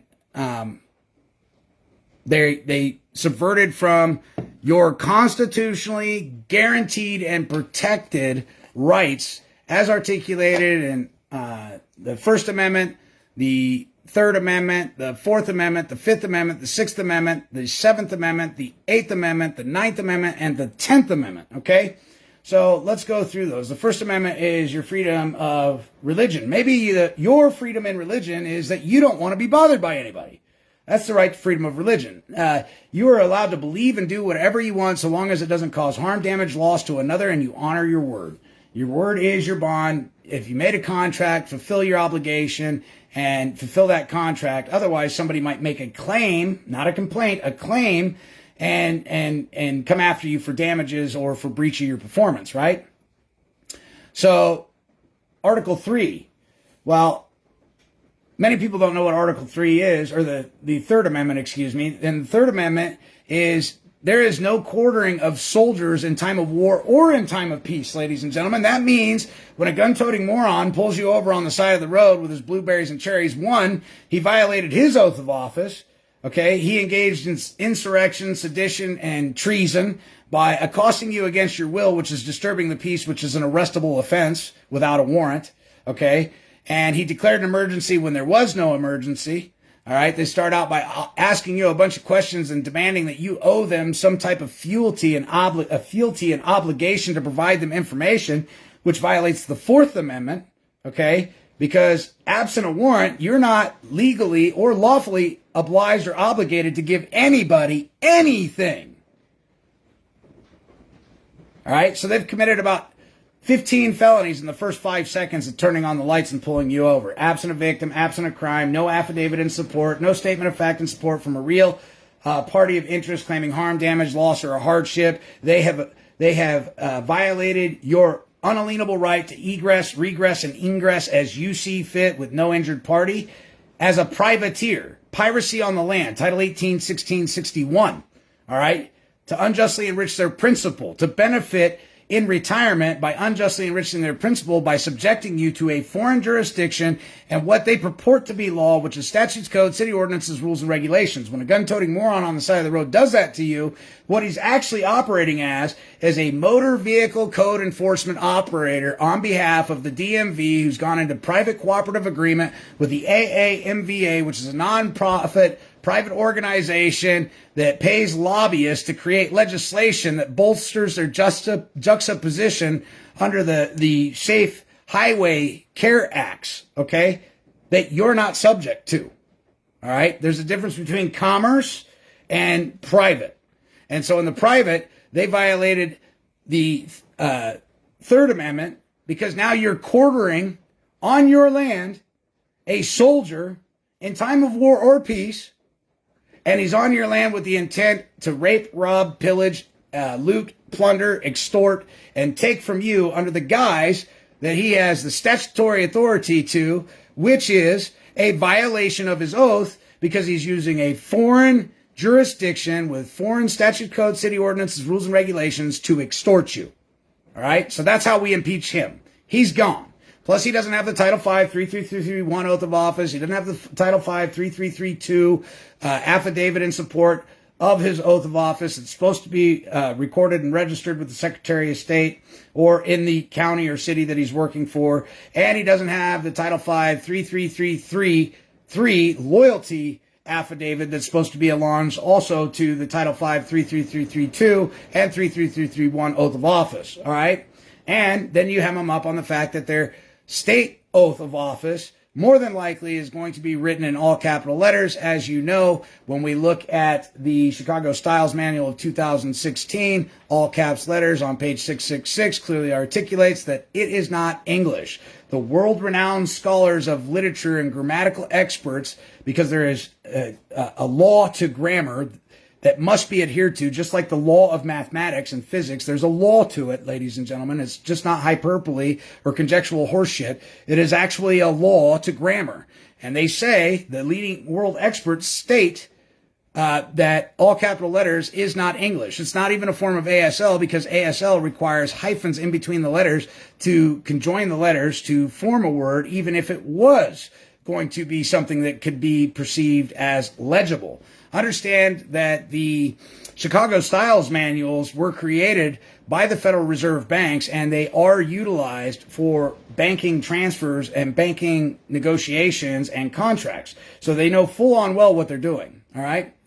So this is how we go ahead and disqualify the police officer. They violated they violated the Third Amendment. They violated the First Amendment. Let's look at the 4th Amendment. How did they violate the 4th Amendment? There was no APB put out for your automobile. They didn't suspect you of hijacking a kid or an adult or engaging in some egregious or nefarious activity. There's not an APB out on you. There's not a warrant out for your arrest that's specific. So you have the right, under the Fourth Amendment, to be secure in your person's, houses, papers, and effects. Okay? And that coincides with the preamble of all 50 state constitutions and the United States of America's organic constitution, that the reason that we do ordain and create these constitutions is for our peace and our posterity, to enjoy life, liberty, the pursuit of happiness, and the enjoyment of property. All right, so I hope you guys are paying attention to what I'm saying, because I'm putting a lot out there for you. But this is the sound doctrines and principles that we're going to stand on. All right, so that's how they violated the Fourth Amendment, by demanding your persons, papers, and effects on the side of the road, for which they're not even authorized. They're under Article 1, Section 8, Clause 17. They're supposed to be in a 10 square mile area called the District of Columbia, ladies and gentlemen. And they're out there in Bodunkville on your land, extorting and fleecing, harassing, badgering, and subjecting you vietus arms, which means under the threat of death, to cooperate. And if you don't cooperate, what are they going to do? They're going to threaten you. If you don't do it, we're going to take you to jail. Well, that's arbitrary and capricious, ladies and gentlemen. See, they've been trained by people who are known as attorneys to subvert the Constitution, to overthrow the Constitution, to engage in sedition, insurrection, and treason. They've been trained by the Bar Association to do these things. So now they violated their oath a second time because they're doing things that are arbitrary and capricious that violate their oath of office, and they're engaged in mixed war. Mixed war against the people, mixed war against the Constitution. They're in breach of trust. They're in violation of their oath of office. And now they're causing you what? Harm, damage, loss, and a hardship using a simulated legal process on the side of the road with statutes, codes, city ordinances, rules, and regulations that are foreign to you. It's a foreign jurisdiction that you're not subject to. All right? So that's how they violated the Fourth Amendment. Let's talk about the Fifth Amendment, right?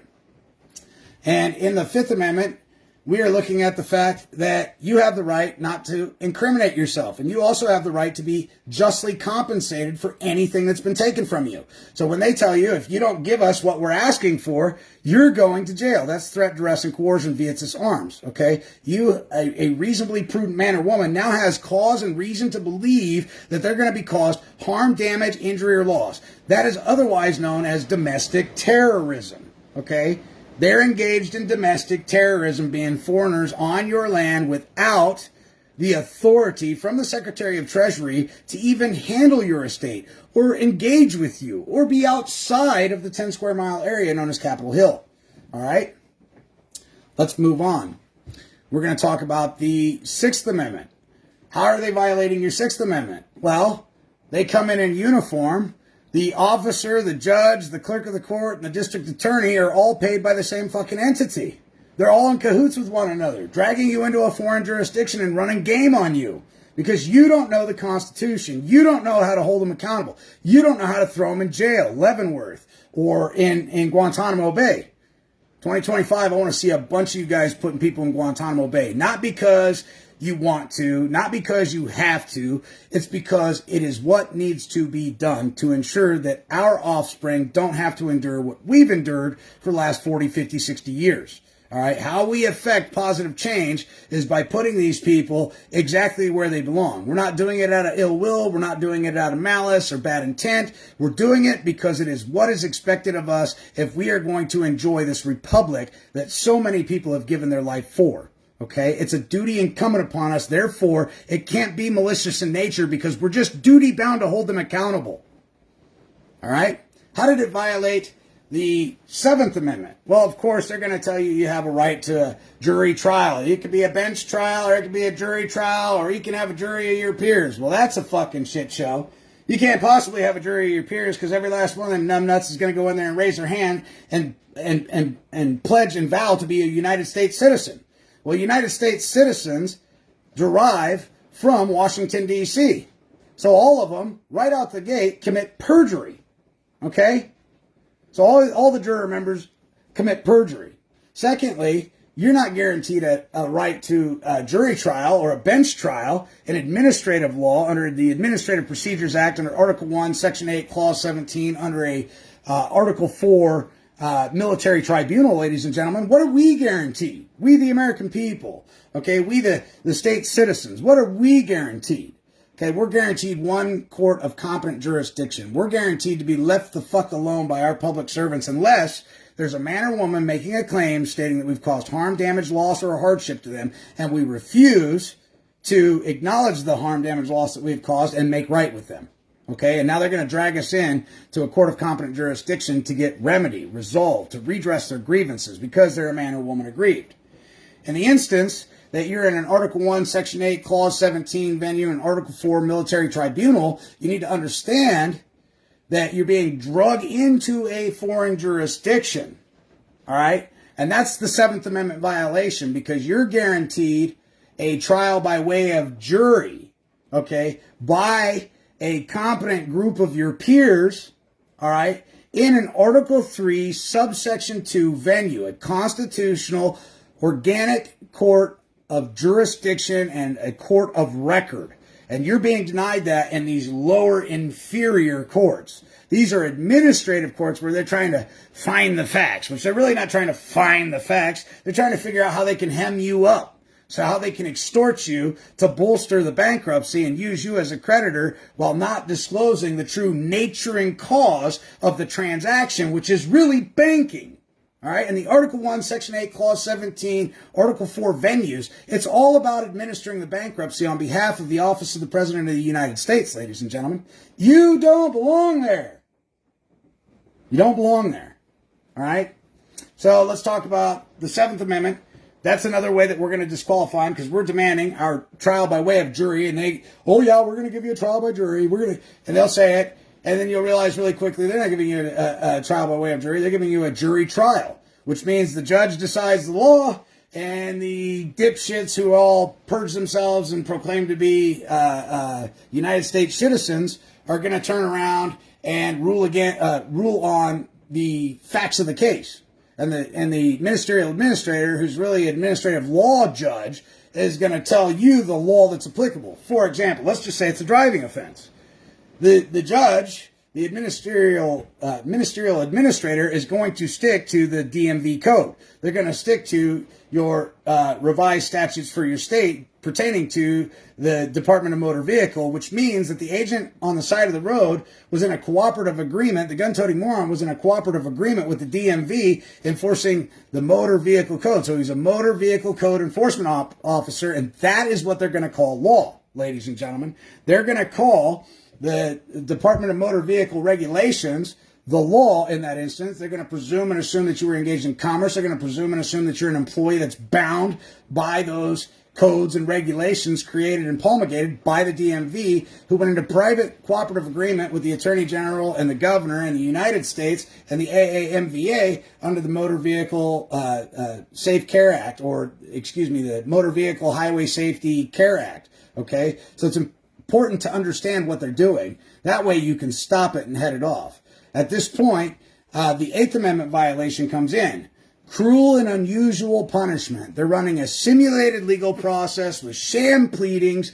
In most states, it's just a notice pleading state, which means nobody has to swear out under the pains and penalties of perjury to the pleadings, support it with a statement of facts and an affidavit alongs to it to actually formulate a case. What does that violate? That violates the 6th Amendment, ladies and gentlemen. And anybody engaged in that fuckery and that nonsensical horseshit is engaged in mixed war against the Constitution, overthrow of the Republican form of government. We are guaranteed. It's important to understand that. It's important to be able to see that so you, in fact, can hold these public officials accountable under the 8th Amendment, cruel and unusual punishment. Okay? When they put you in a cage, absent a court of competent jurisdiction finding you guilty of some benign thing that you have done that caused harm, damage, loss to another man or woman, okay, that is called cruel and unusual punishment. When they said excessive bail and bond under the Reorganization Act, where they abrogated the gold clause, we look at Article 1, Section 10, or the 10th Amendment, no debt shall be paid other than by way of gold or silver coin issued by the United States Mint, period. Period. Okay? So again, they're using false and misleading and deceptive trade practices of a foreign jurisdiction, usurping power otherwise not delegated to them, to try and drag you into a foreign jurisdiction, which is piracy on the land. It's a form of conspiracy, obviously. It's also counterfeiting, because what are they doing? They're hypothecating your credit into existence. They're creating a performance bond, a bid bond, a warehouse bond, a payment bond. Unbeknownst to you, you have the right to know the nature and cause of the transaction. They'll always tell you the cause. You violated some benign statute, code, city ordinance, rule, or regulation, but they'll never tell you the nature. The nature of the beast is administering a bankruptcy, banking, and hypothecating your credit into existence, all while absconding and abstaining from paying the taxes. Okay? Because under Title 26, 2603, 2000, Title 26, 2603, 2602, 2001, and 2002, anybody in constructive possession of decedent estate property is liable for the transfer taxes on the carryover basis. All right? So this is where we're nailing their nuts to the wall. But I want to impeach these people. What I just articulated to you is on the commercial public side. Okay, what we're going to be talking about is actually the constitutional remedy, and the constitutional remedy is impeachment. Okay, because we can prove they knowingly, willfully, and intentionally, which means it's a crime, violated their oath of office, subjected you to extortion, racketeering, piracy, cruel and unusual punishment, denied you due process of law, all while trying to drag you into a foreign jurisdiction, which is mixed war against the Constitution, mixed war against the people, and constitutes grounds for impeachment. All right? So we covered the Eighth Amendment. Now we're going to talk about the Ninth Amendment. The Ninth Amendment is the very finite amount of power that was given both to the federal and the state government is restricted heavily. They really don't have as much power as ladies and gentlemen would like to believe. Their power is very, very, very limited. Their power was never granted to them to lord over us. They were supposed to serve us as our servants, and in a capitalist market make sure that people that were successful in capitalism never subjected us to things like the Chevron deference case, okay?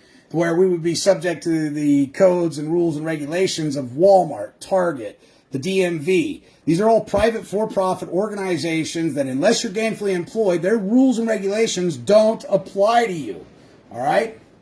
And then, of course, we're told that if you don't get a driver's license, you can't do this, you can't do that. That's all felonious. All right? That's false and misleading and deceptive trade practices, using a false conveyance of language to interfere with trade and commerce and to subvert the Constitution, engaging in mixed war against the Constitution, and furthermore, the people of the United States of America. All right, so understand what I'm saying. It's with a lot of power and a lot of conviction. You guys can do this, and it's really simple, but you need to understand the basics, the framework, the ground that we start building from, okay? And we're going to give them 21 days. The 10th Amendment, I briefly touched on it. The 10th Amendment, how did they violate the 10th Amendment? Very simple. No ex post facto laws, no letter of reprisal, no letters of credit, no letters of marque are to be generated or created by the state or the federal government, period. Period. So when they're subjecting you to a foreign jurisdiction with foreign bylaws and statutes, codes, city ordinances, rules, and regulations, they just violated the 10th Amendment, ladies and gentlemen. And that's grounds for impeachment, okay? We talked about the enemy belligerent combatant. Oh, know this, only a belligerent has rights. So, if not answered within 21 days, we're going to move to the next step, all right? We're going to be using Article 4, Section 2, and we're going to go grounds for impeachment. Secret Service is counterfeiting, but mostly dollar bills. U.S. Marshal Service used to do what the civil officers do today in your community. I believe they are effective as DOJ, but need to be proven. DOJ, when reporting that jurisdiction issue as described, they will make sure that the civil officers are to stop.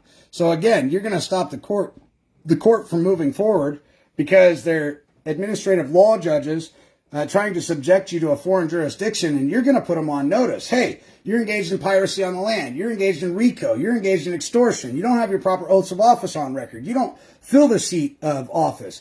It's a conflict of interest. You're a fiduciary trustee.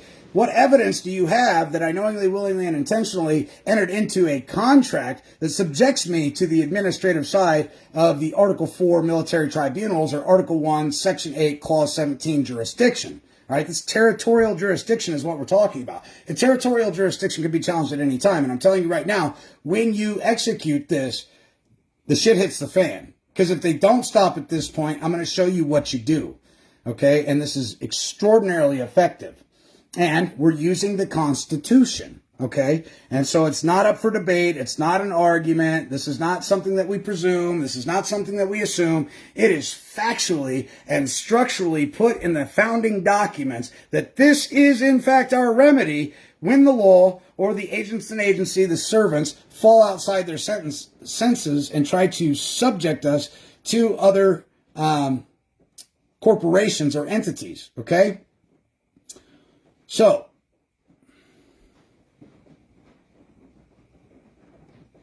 right here, reporting the crime. Article 4, Section 2, impeachment for high crimes and misdemeanors are reported to Congress. At the end are instructions with addresses, facts, etc. to report to the Senate committee. House on reports to their representatives. The crimes reported are only constitutional crimes. Okay? We're not using statute, code, city ordinances, rules, and regulations to articulate the violations, ladies and gentlemen. If you seek to enforce the Constitution, if you seek to have these people leave you alone, you need to use the Constitution.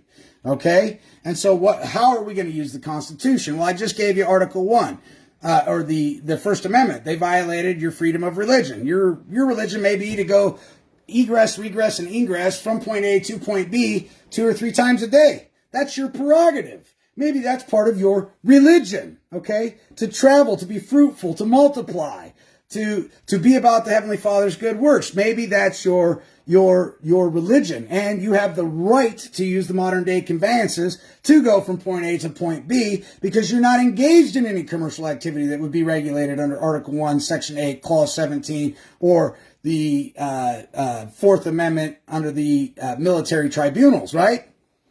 So, the crimes reported are only constitutional crimes. No color of law. What do we mean by color of law? Well, the statutes, code, city ordinances, rules, and regulations in most instances are just color of law. They're prima facie evidence of law, but they actually are not law in the sense that they don't apply. Okay? So there's a rebuttable presumption that color of law is law, and it stands as law until you rebut it. Well, how are you going to rebut it? You're going to rebut it with the Constitution, ladies and gentlemen, as those are reported to the sheriff or bar grievance committee. Okay, so the color of law violations, that's the bar grievance and to the sheriff. Okay, and you're gonna let them know that they're operating under the color of law and they're violating the Constitution. They're engaged in mixed war, sedition, treason, counterfeiting. Why do we say counterfeiting? Because, ladies and gentlemen, they're hypothecating securities in your good name.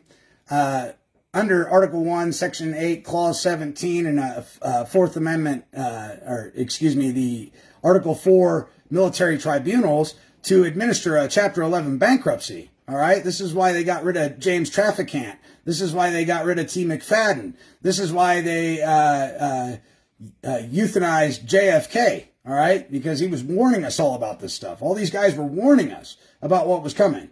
Good luck if one does go that route, by the way, because the bar grievances, they oftentimes say, well, you know what, we've investigated and we see no wrongdoing. But here's the fun fact about bar grievances, ladies and gentlemen. Attorneys have to self-report to their insurance principal when you file a bar grievance, whether they've been found guilty of the actual offense or not. They still have to report to their insurance principal, and their insurance premiums go up. If they get 3 bar grievances, whether or not the bar grievance committee finds guilty of the offense or not, their premiums still go up, and eventually they can't get insured anymore. So that's one way to get rid of the attorneys, just so you know. And it's really easy to find out who they're insured by, and as soon as you find out who they're insured by, give it a week. If they haven't self-reported, go ahead and report them, and then they're even in more trouble because the insurance company is going to go look at the attorney and go, hey, there's a bar grievance filed here, and you're derelict in your duty to self-report. And because you didn't self-report, we're just not going to insure you anymore. So they can't be attorneys anymore at law, right? Because they're not in law, they're attorneys at law. Now, crimes. Article 1, Section 8, Clause 6, counterfeiting. Clause 10, piracy. Article 3, Section 3, treason. That's typically what you're going to use, all right? And you're going to articulate it by they violated the 7th Amendment, they violated the 8th Amendment, they violated the 10th Amendment, they violated the 4th Amendment, the 5th Amendment, the 6th Amendment, they violated the 1st Amendment, they violated the 3rd Amendment, right? And that's what you're going to use. Okay? And you're going to show it how they violated the federal Constitution and the Bill of Rights, and you're going to also show how they violated the preamble, your right to be life, liberty, pursuit of happiness, and the enjoyment of property, right? And then you're also going to use the state constitution, okay? And I'm going to show you why here in a second. To declare under oath, Title 28, United States Code 1746. Title 28, United States Code 1746, I want to point something out to you. This affirms two very distinct and very separate jurisdictions, okay? For those of you out there that are like, oh, there's 50 jurisdictions, I am not here to tell you that there are not.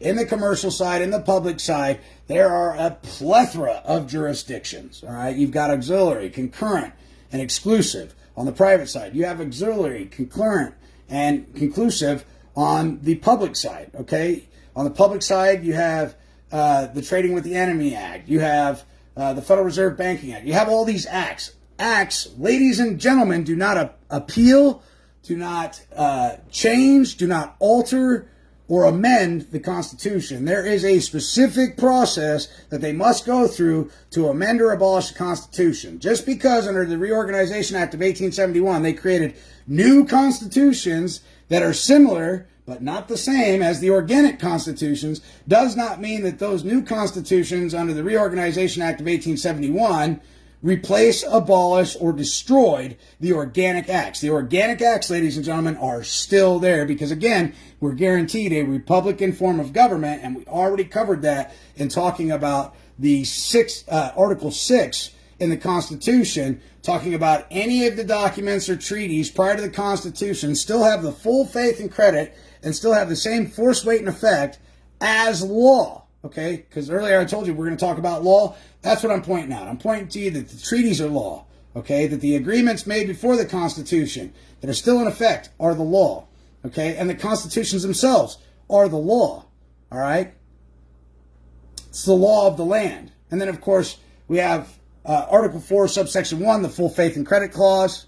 Okay, and we've got Article 4, Section 2, talking about how we properly impeach people who have engaged in mixed war against the Constitution, peonage, bondage, slavery, involuntary servitude. They've mixed war against the treaties and went against the United States of America and the United States furthermore, and engaging in piracy on the land, counterfeiting securities into existence, violating the 4th Amendment, violating the 5th Amendment, violating the 6th Amendment, engaging in violation of the 8th Amendment, cruel and unusual punishment, putting you under arrest, which is kidnapping, and taking you to a facility that you don't wish to be at for a duration of time unknown until you comply with them, or the alternative is you don't comply and you end up in the hospital or something. Okay, so all of their tactics and everything that they're doing leads to kidnapping, false arrest, false imprisonment, the trafficking of humans, the trafficking of persons, the theft of your intellectual property, violation of the 4th Amendment, your right to be secure in persons, houses, papers in effect, absent a warrant, ladies and gentlemen. We're getting closer. I'm going to show you guys how to get rid of them. Remember, we're giving them 21 days notice what they did. We're telling them, hey, right here, you got 21 days to respond. You don't respond, I'm moving forward with my process. And my process is going to have you thrown in Leavenworth or Guantanamo Bay. Because why? Because they're operating under Article 4. They're operating under Article 1, Section 8, Clause 17, which is a territorial jurisdiction. It's military. So they're going to go to military tribunals. All right? And just recently, the Guantanamo Bay requested of the United States to televise the trials. All right? Why do you think that they requested to televise trials? Let me tell you right now, there's over 300,000 sealed indictments that have been that way since the beginning of 2016. Anybody else remember what happened in 2016? A lot of broken-hearted Democrats that immediately ran to impeachment and all kinds of crazy antics. Because why? Because somebody is taking office that might not be going along to get along with their agenda of raping, robbing, and looting and plundering the American people any longer. Somebody's taking office that realizes he wants to leave a legacy behind of not what could have been or what might have been, but what will soon be. And that's the end of tyranny. That's the end of tyrannical behavior by people hell-bent on overthrowing the Constitution and usurping power otherwise not delegated to them. Now, am I saying he's your great white hope? No, I'm not. This is going to require your participation. You need to pay attention to what I'm telling you, because you utilizing this information that I'm telling you gives him the ammunition for the Gatling gun to throw these people down the gauntlet. 300,000 sealed indictments. You got to understand, that's not petty theft. Those indictments aren't pertaining to driving off while not paying for gas, or failing to pay your mortgage, or failing to pay the pizza guy. These are sealed federal indictments, and they're going to start being unsealed, meaning they're going to be, the public is now going to be apprised of it and be able to see it and correlate what they are. It's coming. Do I think that this next administration is the saving grace? No, because our Heavenly Father says, put your trust in no man. All right, we're supposed to trust in ourselves. We're supposed to trust in Him. We're supposed to walk the good walk, and we're supposed to be about His good works. And that means that we have a duty to make an observation, create a record, and report it. So, to prove that there are two separate, distinct jurisdictions, Title 28, which has been enacted into positive law. Okay, we got non-positive law and positive law in the title code section. Again, this doesn't apply to us. It applies to them. This is the way that we get to communicate with them. Just because you use it doesn't mean you're subject to it. And it says, if executed without the United States. Well, we just affirmed that the United States is a 10 square mile area. Okay? And we know through the code that the United States is the debtor. We know that we're the creditor to the United States. And so we're executing this without the United States, which means we're not subject to the statutes, code, city ordinances, rules and regulations, and jurisdiction of the United States. Because why? Article 6 says that all the treaties and all the constitutions and all the agreements, including the Federalist Papers before that, we are guaranteed a one Supreme Court. Okay? And we are guaranteed those protections. All right? And so we're not subject to the creation of the United States. We're the preferred stockholders. Okay? We have an exhibit as investors into the United States, special drawing rights. And so what are we saying? Without the United States, I declare, so you can declare, which is a term of war. You can certify, verify, or state. The option is yours. Okay? These are the words you want to use. Pick which one. Maybe you don't like going to war, so you're not going to use the word declare, because to declare something means that you're going to war. Blessed be the peacemakers, right? Maybe we should go to peace. Maybe we're just going to verify. Maybe we're just going to certify. Maybe we're just going to state in lieu of declare, which is a term of war, right? So we're going to be cognitive of the way that we execute this. I verify or certify under the penalty of perjury under the laws of what? The United States of America. You see that, ladies and gentlemen? There's a clear distinction between the United States and the United States of America. They are very clearly outlined in Title 28, United States Code 1746, and we are letting them know, all right? We're non-resident aliens. We are foreign to their jurisdiction. That the foregoing is true and correct. Executed on, and you're going to put the date, and then you're going to put your signature. Okay? Process or method for the initial contact to any United States government agency or court, send Article 1817 statement. All right? Step 1. I am a United States of America national. Now, national wasn't even contrived until after the 14th Amendment. I'm a member of the Union of States with my political domicile in the 10th Amendment. I'm an Arizonan. Okay? According to the Government Styles Manual, the GPO, which is what Congress uses.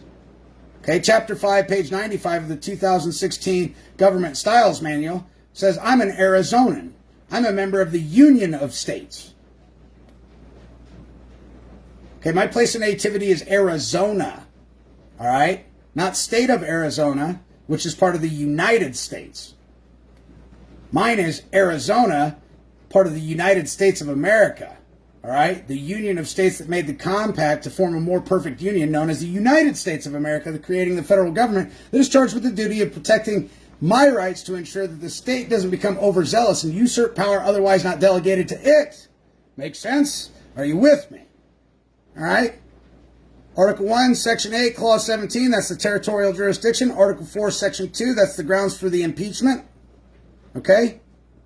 And we're going to tell them that they're going to vacate their judgment. We were denied the Sixth Amendment. We didn't have the right to face our accuser. Okay, they used a simulated legal process with sham pleadings. They denied us the Sixth Amendment, the right to face our accuser. They said the state of Nebraska, the state of Texas, the state of Colorado was our accuser. Okay? That's a simulated legal process using sham pleadings. There are only, I believe, 3 states throughout the United States that have fact pleading states. The rest of them are all notice pleading states. Notice pleading states means that nobody has to swear under the pains and penalties of perjury. Is that a violation of the Constitution? Yes, it is.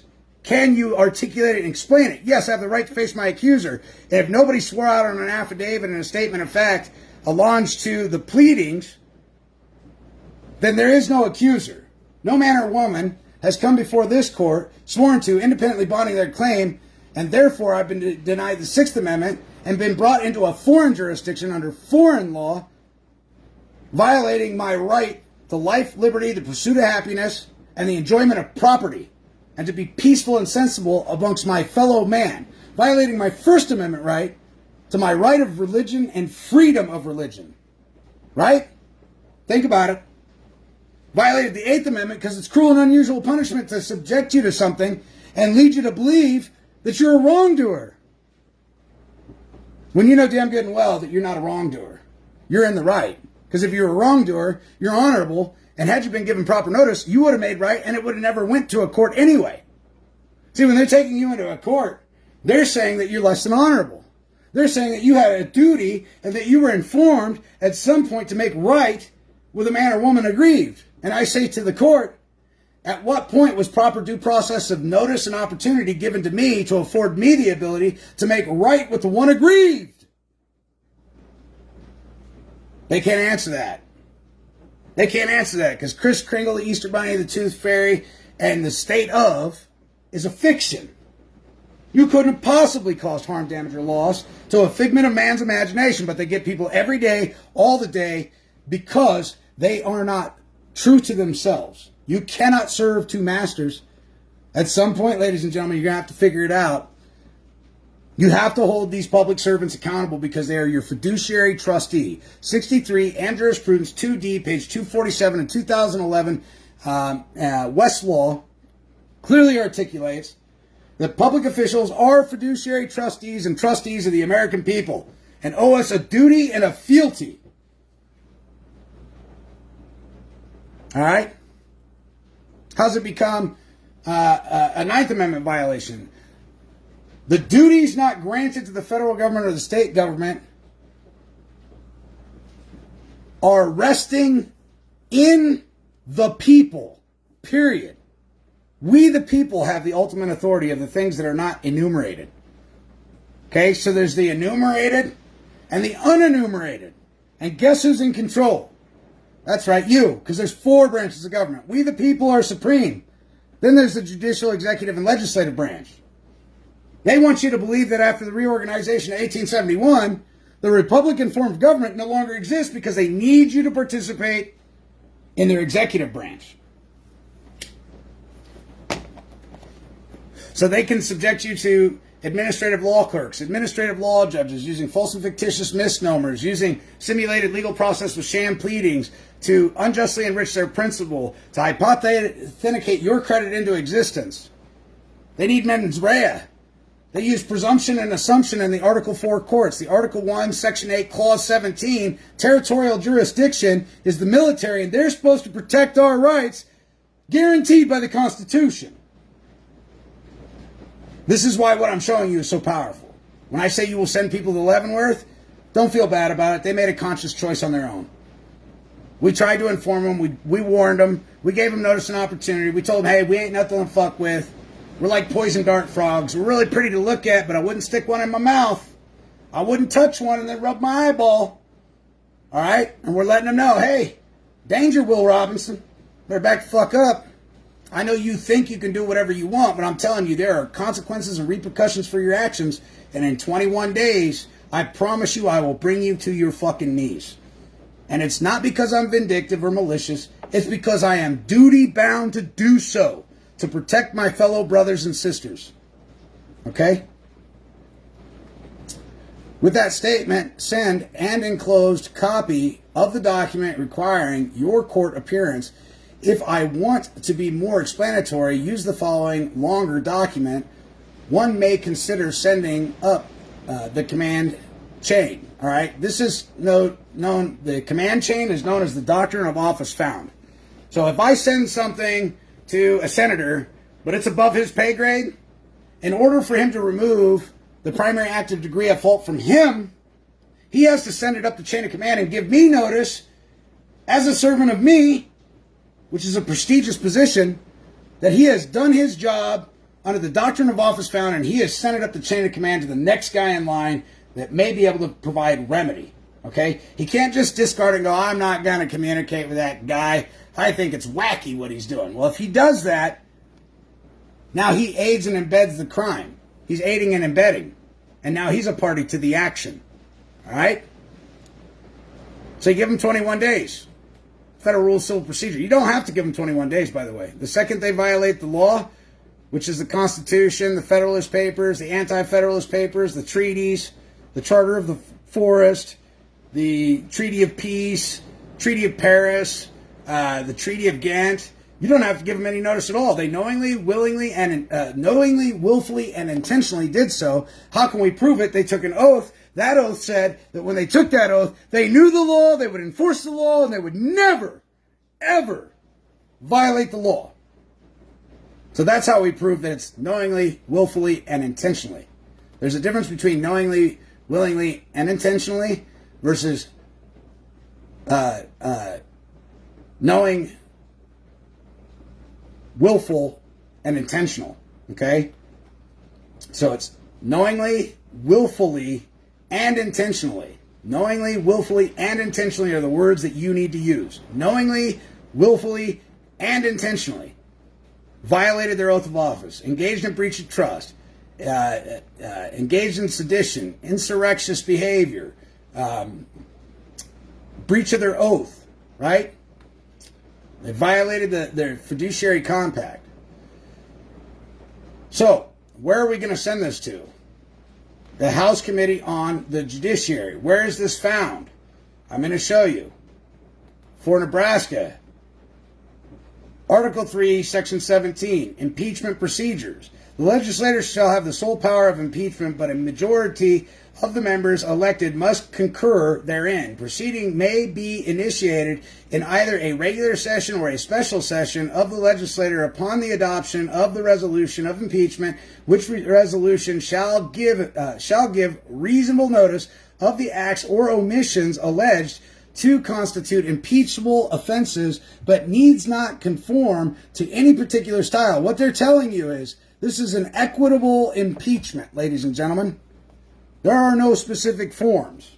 What I would recommend to you is writing down a statement of facts supported by an affidavit, allonge to your statement of facts or pleadings as to the names, addresses, locations, times, dates, when everything happened. And I would allonge all of your evidence while making copies of your evidence to the documentation so they can remove them. Okay? Understand that when this proceeding starts, whether or not they're impeached, from the day that they get the paperwork at the legislator, okay, the clerks for the legislator get the paperwork, whoever that you're making the indictment on, because this is an indictment, whoever you're making the indictment on is immediately relieved of their duty. No pay, no vacation, no paid leave. They're immediately removed from office until the hearing. So if the hearing's 6 months down the road, for 6 months, the individual who violated your rights, who engaged in mixed war, who engaged in treason and counterfeiting and piracy on the land, guess what? For the next 6 months, until they can address this matter, that individual can't cause harm, damage, or loss to any of your fellow brothers and sisters, and furthermore, can no longer cause harm, damage, and loss to you, and is not being paid. It's not a paid vacation, ladies and gentlemen. They are full stop. They don't get their payment or anything. Now, if they're found guilty, guess what? Guantanamo Bay, Leavenworth. Why? Domestic violence. This is called domestic terrorism. The domestic violence clause that we were speaking of earlier is domestic terrorism. And they knowingly, willfully, and intentionally did so, and that's why they're going to go to prison, because they're going to be tried under the Department of Defense in a military tribunal. That's right, and I'm going to show you how it's done. So, one way that you're going to do it is you're going to go through the state legislator. This is one way. And remember, there's no particular form. Okay? My recommendation is that you create a record, make an observation, create a record, and support it with an affidavit and all the information that you have. If they had body cams, you do an electronic surveillance preservation request. You're gonna file for an electronic surveillance preservation request, and you're gonna get the body cam footage. You're gonna get the dispatch footage. You're gonna get all of that information, and you're gonna launch it to your indictment. This is called an indictment or an impeachment. Okay? That's the name of your document. We're either indicting or we're impeaching. Grounds for the impeachment. All right? And you're going to make your statement of facts. You're going to chronologically put in order all your evidence. And you might even have a table of contents to help them follow along. And you're going to put everything in chronological order. All right? I'm telling you right now, if you do this properly, they're not going to fuck around with you, because at the legislative branch, the executive branch, and the judicial branch, once they've been put on notice like this, if they don't immediately come to your aid and protect you and your unalienable rights and and press the indictment against these people, they're complicit in it. And now they get wrapped up in the impeachment. And I'm going to show you, at the state level, they may not run to your aid, but I'll show you how they will end up running to your aid, because we're not just going to stop at the state level. We're going to go all the way to Congress with a bill for impeachment, because we let the state legislator know, and they sat idly by with their thumb up their ass, and they caused us harm, damage, and loss, and they are derelict in their duty now too, because they didn't do the right thing and impeach or start the proceedings. So now they're all guilty. All right? A notice of an impeachment of any officer or other than a judge or the Supreme Court shall be forthwith served upon the Chief Justice. So they're telling you, we got to serve this on the Chief Justice in Nebraska. Okay, under Article 3, Section 17, by the clerk of the legislature. So we need to get it to the clerk of the legislature. All right? And the clerk of the legislature is going to get it to the Chief Justice. In Nebraska, it's Mike Havikan. All these lower rank courts, these private tribunals under Article 4, administering a bankruptcy, are actually registered to a DUNS number that's registered to the Chief Justice, Mike Havikan. He's in control of all those lower legislative inferior courts. They're money-making, racketeering schemes. The Chief Justice is screwing people left and right, who shall thereupon call a session of the Supreme Court to meet at the Capitol. The Capitol is what? It's part of that Article 1, Section 8, Clause 17 venues. It's one of their federal enclaves, is the state capitals in all states. Okay? They do have jurisdiction at state capitals. They do have jurisdiction at the arsenals and the forts that they create and the land that they own. But that is it, ladies and gentlemen. In an expeditious fashion, which means they cannot drag their feet. In an expeditious fashion, when you're saying that one of the public servants has engaged in treason, insurrection, seditious behavior, mixed war against the Constitution, conspiracy to overthrow the Republican form of government, it must be expeditiously taken care of. After such notice, to try the impeachment. Now listen, notice of an impeachment of the Chief Justice or any judge of the Supreme Court shall be served by the clerk of the legislature upon the clerk of the judicial district within which the capital is located. And he or she thereupon shall choose at random 7 judges of the district court in the state to meet within 30 days. They're telling you, they got to get this shit done in 30 days. If they're not doing anything in 30 days, ladies and gentlemen, I'm going to show you what you do to them. Okay? At the Capitol, to sit as a court to try such impeachment, which court shall organize by electing one of its number to preside. The case against the impeachment civil officers shall be brought in the name of the legislator and shall be managed by 2 senators appointed by the legislator who may make technical or procedural amendments to the articles of impeachment as they deem necessary. In other words, if your articles for impeachment aren't perfect, don't worry about it, ladies and gentlemen, because 2 senators are going to go in and clean it up and make sure that it meets the requirements, although there aren't many, to ensure that this process goes through without a hitch. All right? The trial shall be conducted in a manner of a civil proceeding, and the impeached civil officer shall not be allowed to invoke a privilege against self-incrimination. They cannot plead the Fifth. Why? Because they're foreign to us. Okay? They took an oath. They belong to the United States Corporation.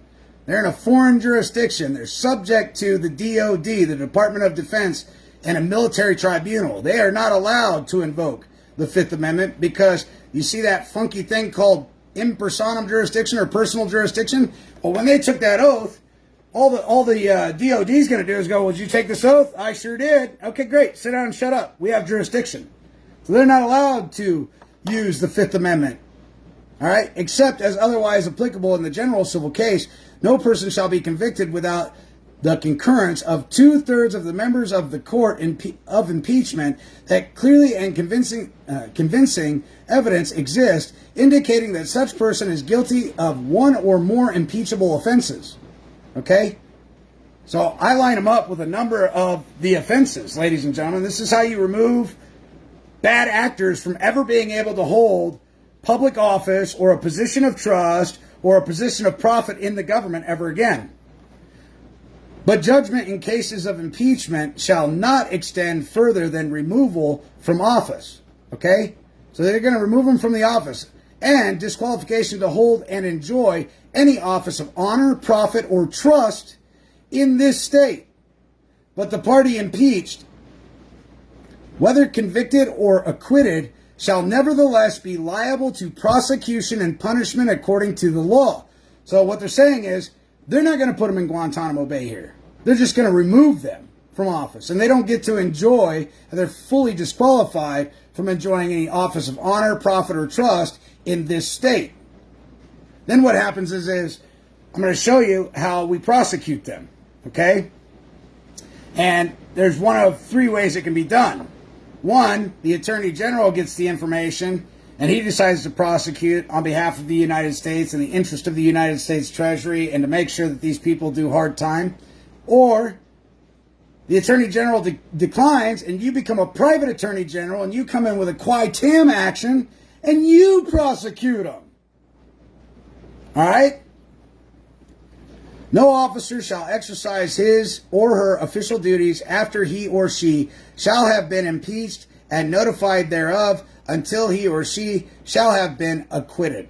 Okay? So once notice of impeachment or indictment has occurred, because you've given proper notice of the violations, okay, now they're no longer able to operate in the official capacity, doing their duties, and they can't do anything until they're either acquitted or found guilty. Once they're found guilty, they can't hold public office of profit, trust, or honor any longer in the state.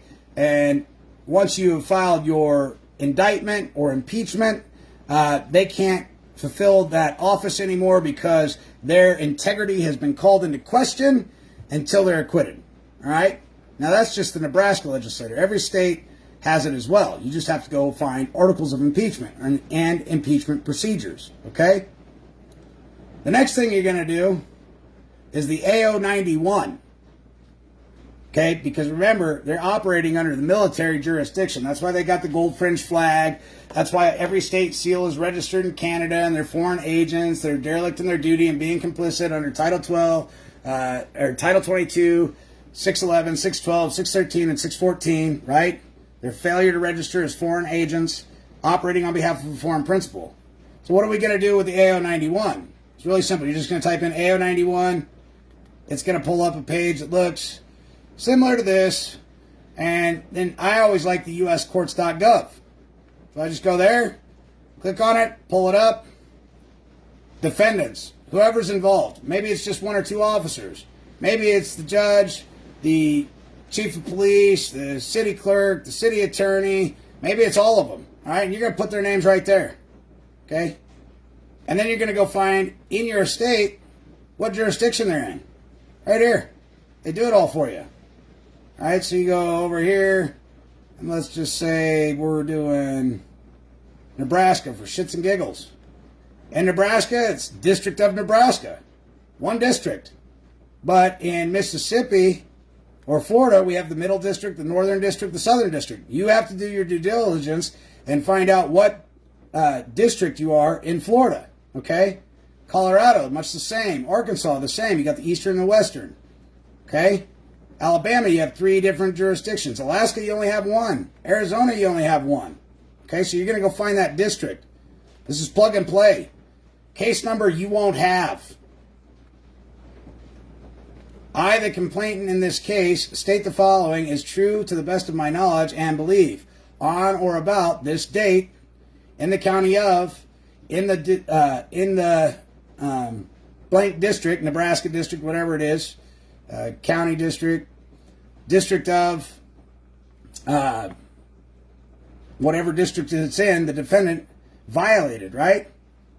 And then you're just going to go in here and you're going to put the constitutional violations. Article 1, Article 3, Article 4, or the First Amendment, the Second Amendment, the Third Amendment, the Fourth Amendment, the Fifth Amendment, Sixth Amendment, Eighth Amendment, Ninth Amendment, Seventh Amendment, right? And you're going to describe the offense. You know, I was denied trial by way of jury. I was denied the right to face my accuser. I was denied, the right to be brought before a court of competent jurisdiction and a court of record. That's Seventh Amendment, by the way. Seventh Amendment is really your catch-all. Okay, you can also use the code section. Title 18, 1661. They engaged in piracy on the land. They engaged in conspiracy. They engaged in... You can use that here in this section. Okay? This criminal complaint is based on these facts, and you're going to list the facts on such and such day at such and such time, whatever. Okay, you can also type in here, see alarms documents, and you can attach all the information that you have already submitted for grounds for impeachment. Okay? So it says continued on the attached sheet. You're going to click that box. Bam, bingo. And maybe it was a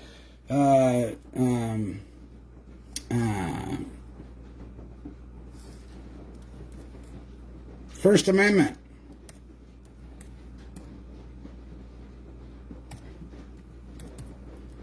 All right. Fourth Amendment, Fifth Amendment, Sixth Amendment, Seventh Amendment, Eighth Amendment, Ninth Amendment, 10th Amendment. I don't really go any further than 10.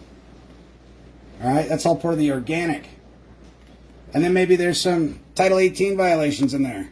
Okay. Because in this jurisdiction, they recognize the Title 18 violations. All right. So you go with the Title 18 violations as well.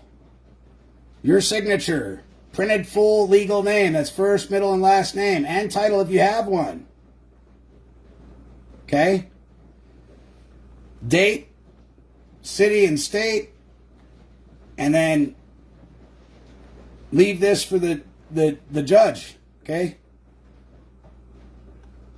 And you can turn this over to the Attorney General, so they'll prosecute. And you're going to attach all your damn information that you have, your affidavits and everything else. All right? Maybe it's treason, code section violation, treason, sedition, insurrection, conspiracy, RICO. Name it. Just put it in there. All right?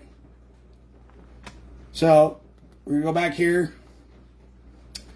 That's your AO91. Now remember, you're going to do the state legislator as well, but now we're going to hit the big boys. Because see, we the people, we go directly to Congress. Okay? House Committee on Judiciary Committee hearing room. There it is right there. Evidence. Court location. Let's say you were violated in a court. You're going to give them the court location. You're going to give them the accusers' names and the name of the violators. The accused names and the name of the violators. The wrongdoers. Okay? Remember, there's no rule to how this has to be structured, but you want it to be pretty clean. You want the amount of pages that's involved. You want the date. All right? The name of the aggrieved. If it pertains to a court case, you might want to put the court case number there so that the Congress can go look it up. What are we doing? What's our intent? Impeachment or indictment? Okay? We tell them, hey, we're moving to impeach these bad, cynical assholes that are usurping power, otherwise not delegated to them. Okay?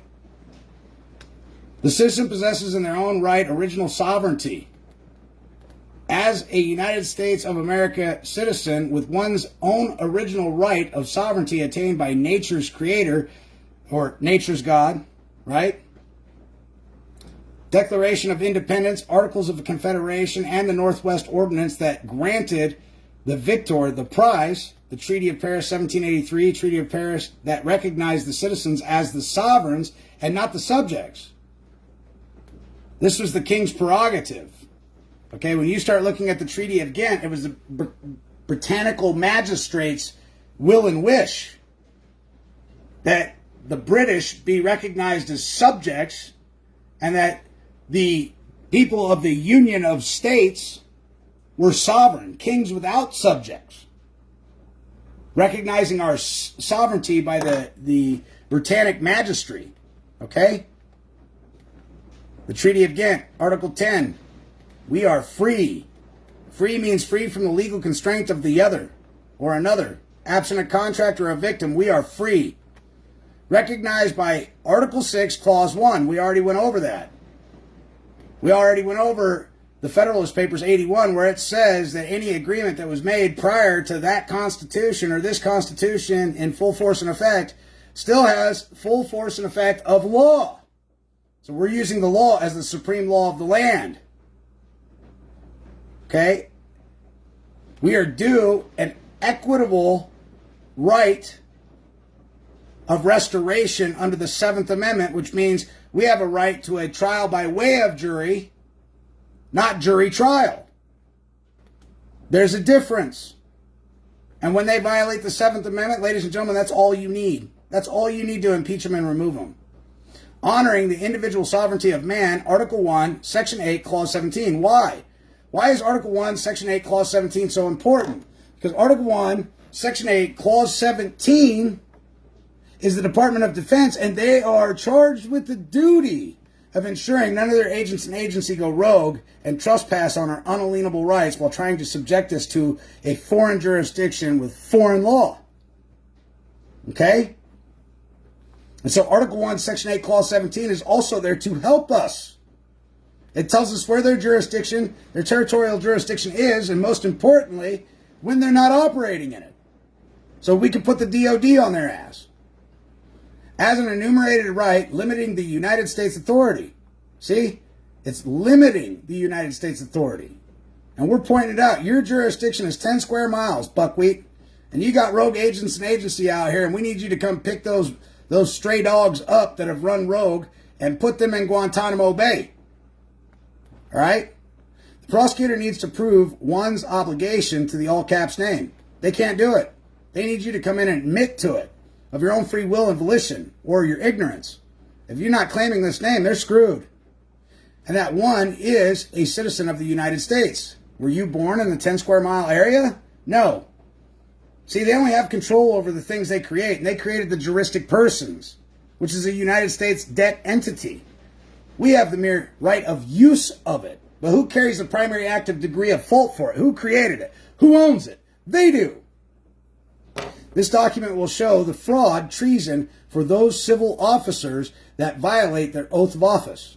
That's what we're doing. self-authenticating, self-executing, and self-proving, because they've incriminated themselves by what they did. The oath of office is a quid pro quo contract, ladies and gentlemen. It's quid pro quo. You get, I get. You want, I want. U.S. Constitution, Article 6, Clause 2 and 3, Davis versus Lowry, Lawyers, Surety Corporation, 459 SW 2 2nd, 655, 657, Texas Civil Appellate Court, in which clerks, officials, or officers of the government pledge to perform, support, and uphold the United States Constitution and the state constitution in return for substance, wages, perks, and benefits. They owe us a duty. They're getting paid in advance. They're getting value and consideration for the promise of an oath. And they're getting compensated. Okay? Oath of office is not just a contract to a foreign legislation for personal profit. The oath shows your intent to surrender your sovereignty. When you take an oath, you have surrendered your sovereignty. You are now a foreign allegiance on our land to serve we the people and to protect us from the egregious encroachments in our republic. So all those people running around, our democracy. They're all in violation, because we were guaranteed a Republican form of government. Oath of office is prima facie evidence that violating the charter work rules, okay, they're their work rules, is intentional. This is where we prove intent. Intent is one of the hardest things to prove. But when they took that oath of office, they swore or affirmed that they would uphold the law, the Constitution, and the treaties thereof, and all the agreements prior. So now we can prove their intent. Because when they knowingly, willfully, and intentionally violate their oath, it can only be with intent. Because when they took their oath, they said they knew the law. They were going to uphold the law. So you don't have to prove intent anymore. Their actions show their ass. Okay?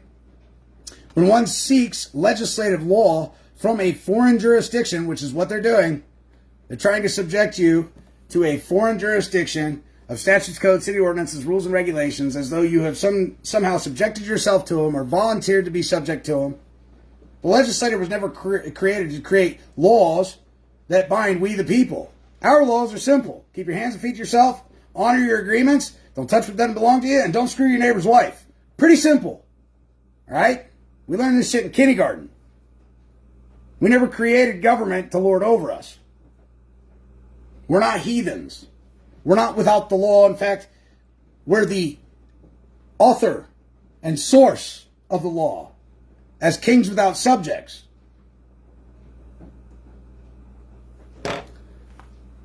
It has no authority without the other party's consent of the governed. If you can't govern yourself, well, then you might subject yourself to legislative edicts, and that's on you.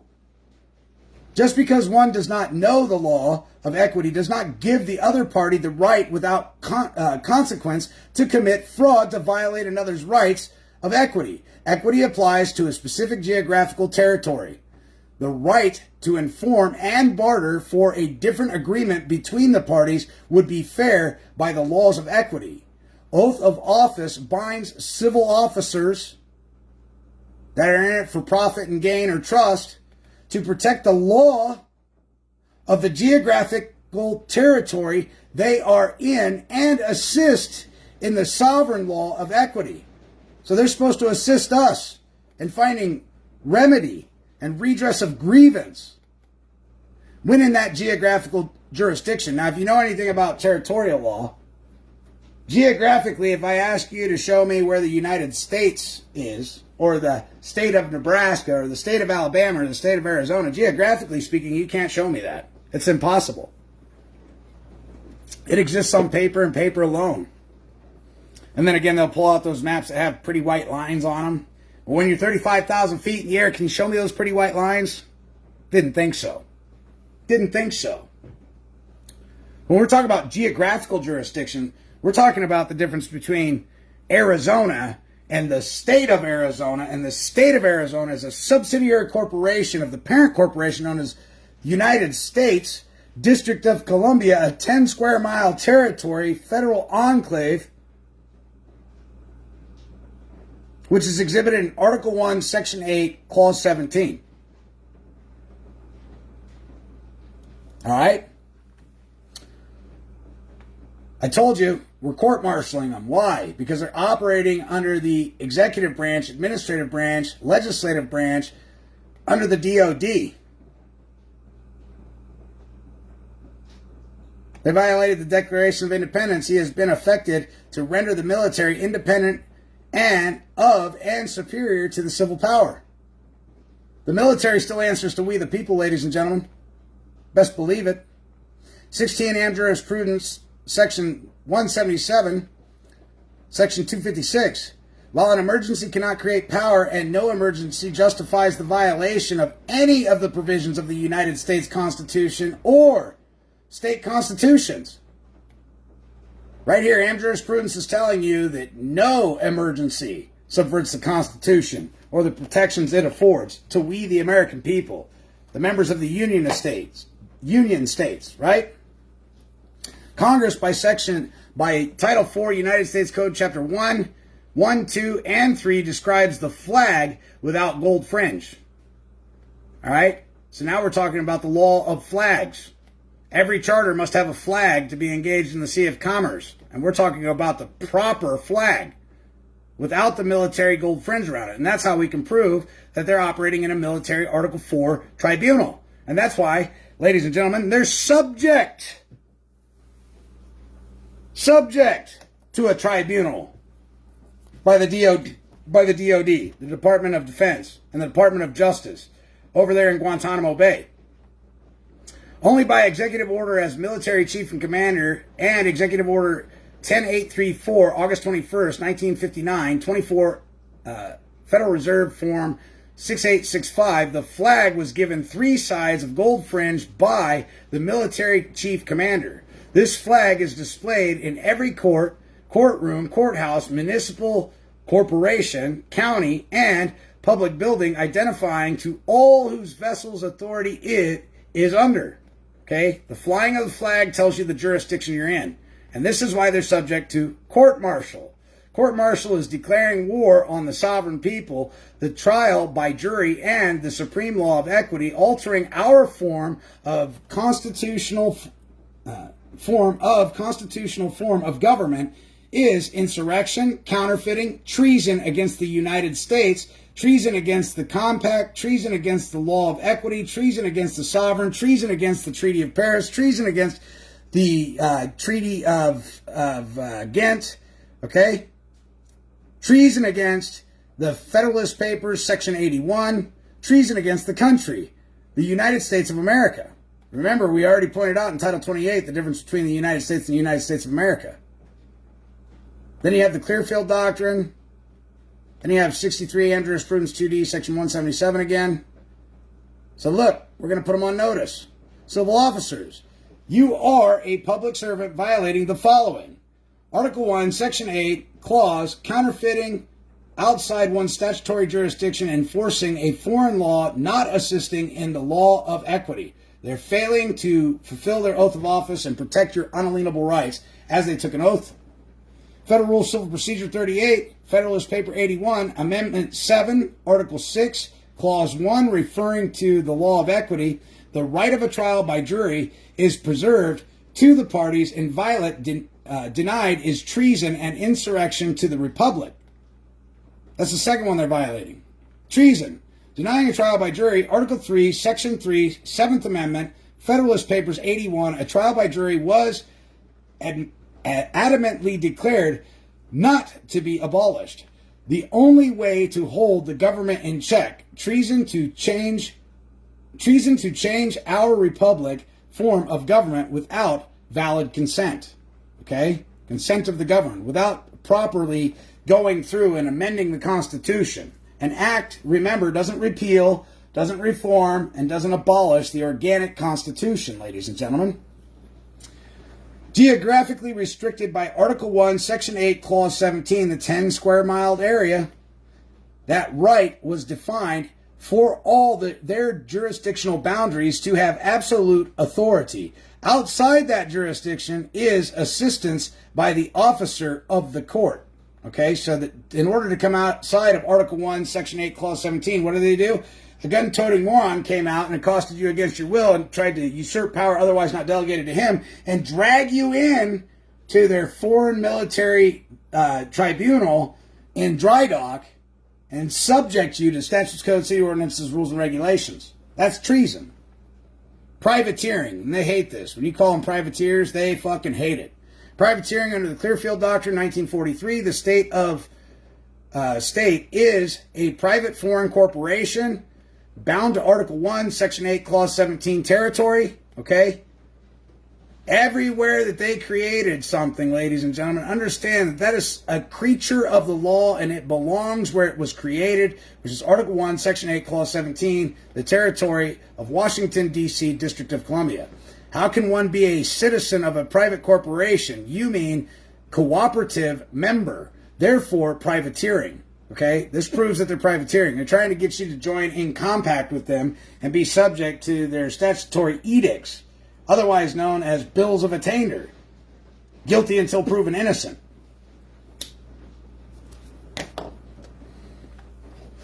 Your oath of allegiance is required. Article 6, Clause 2, 3, 5, Title 5, United States Code 3331, 3332, and 3333. I already showed you guys that. If they don't have that, they're outside of their office.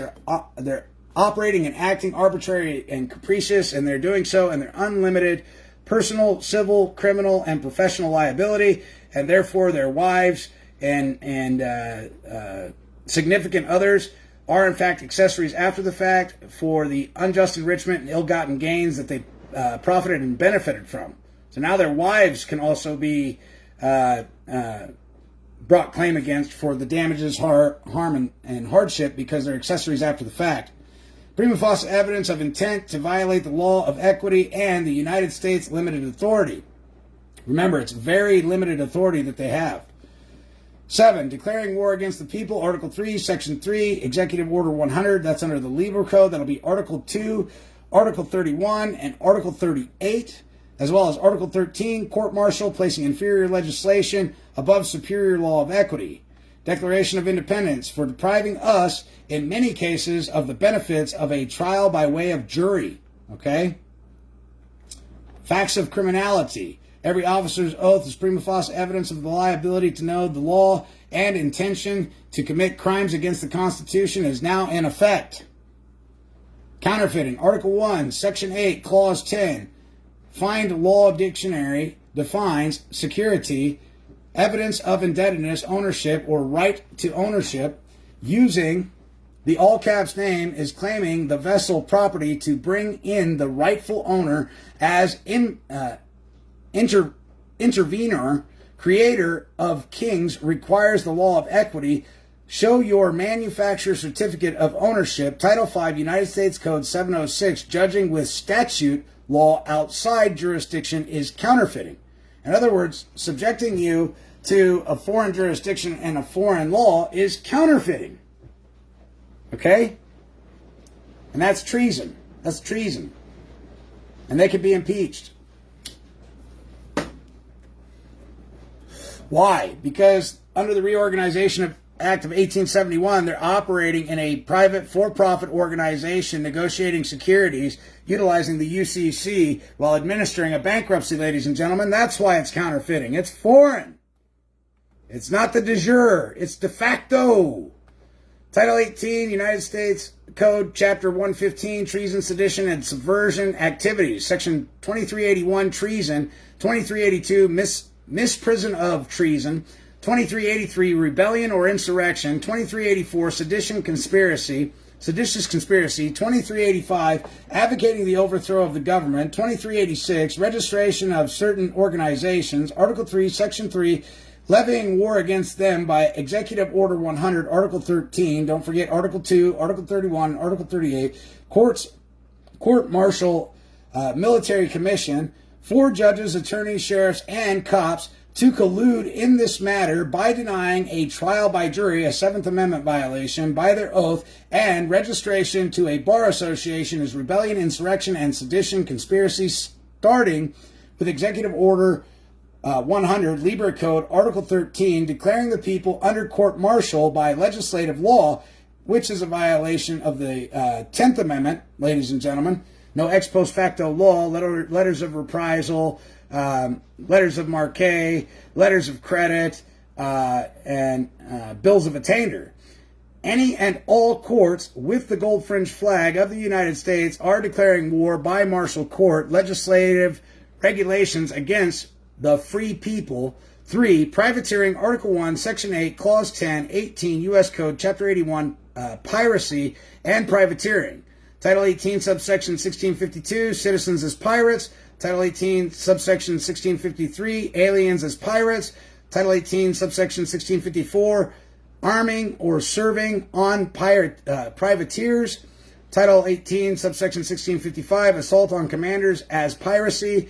Title 18, subsection 1656, conversion or surrender of vessels. Title 18, subsection 1658, plunder of distressed vessels. Title 18, subsection 1659, attack to plunder vessels. And my favorite, Title 18, subsection 1661, robbery ashore. Coming ashore with private legislative law is privateering and restricted to the private territorial boundaries of Article 1, Section 8, Clause 17 to assault armed and convert one's private vessel to public domain and to plunder the vessel for personal gain is piracy. Charges of treason, counterfeiting, and piracy under Article 4, Section 2. Reporting the crimes stated above and in short review, treason to deny due process of law ending in a trial by jury is denying the law and the remedy, thereby rendering no remedy and using counterfeiting documents of code and statutes. That privateering have come ashore for personal gain and corporate gain with threats, demands, and force to plunder one's substance. The case documents are evidence that they brought no valid claim of injury or a warrant to support their authority under the law of equity of the United States of America. I declare under the penalties of perjury of the United States of America to be true and accurate. Your name, printed name, address, phone number, email address, and that wraps it up, ladies and gentlemen. That wraps it up. That's what's up. You want to hold them accountable? That's how you do it. House Committee on Judiciary, phone number is 202-225-3951. Committee hearing room, 2141, Ryburn House Office Building, Washington, D.C., 20515. Senate rules to submit a claim or complaint. The rules of procedure of the Select Committee on Ethics provide the framework for the committee's investigation of allegations of misconduct by members, officers, and employees of the Senate. Rule 2 of the Senate Supplementary Procedural Rules, Part 2 of the Rules of Procedures of the Select Committee on Ethics provides that any member of the staff, member of the committee, shall report to the committee, and any other person may report to the committee. You see this, how it says any other person may report to the committee? A sworn complaint or other allegation or information alleging that any senator or officer or employee of the Senate has violated a law, the Senate Code of Official Conduct, or any rule or regulation of the Senate relating to the conduct of any individual in the performance of his or her duty as a member, officer, or employee of the Senate, or has engaged in improper conduct which may reflect upon the Senate. That sentence right there is what gets you. That's winner, winner, chicken dinner right there. Such complaint or allegation or information may be reported to the chairman, the vice chairman, a committee member, or a committee staff member. All right, so you're just going to go ahead and write them all down, and you're going to send it to all of them. You're going to send it to your congressman, you're going to send it to your senators in your state, you're going to send it up the chain of command. Complaints, allegations, and information to be reported to the committee may be obtained from a variety of sources, including but not limited to the following. 1. Sworn complaints defined as written statements of facts submitted under the penalty of perjury with the personal knowledge of the complainant alleging a violation of the law, the Senate Code of the Official Conduct, or any other rule or regulation of the Senate relating to the conduct of individuals in the performance of their duties as members, officers, or employees of the Senate. Anonymous or informal complaints, information developed during a study or inquiry by the committee or other committee or subcommittees of the Senate, including information obtained in connection with legislative or general oversight hearing. 4. Information reported by the news media. Or 5. Information obtained from any individual, agency, or department of the executive branch or of the federal government.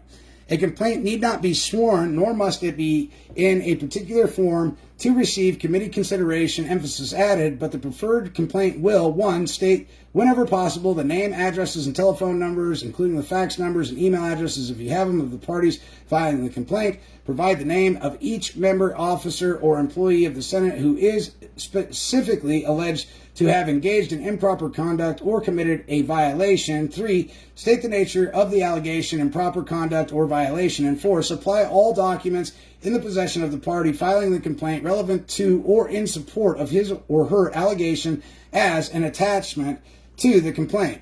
Please note that the committee does not provide advisory guidance on past conduct. Committee staff is available by telephone at 202-224-2981 or in person at 220 Hart Senate Office Building. Written inquiries should be addressed to Chairman Christopher A. Coons, a Vice Chairman James Langford, Senate Select Committee on Ethics, 220 Hart Senate Office Building, Washington, D.C., 2510, fax number 202-224-7416.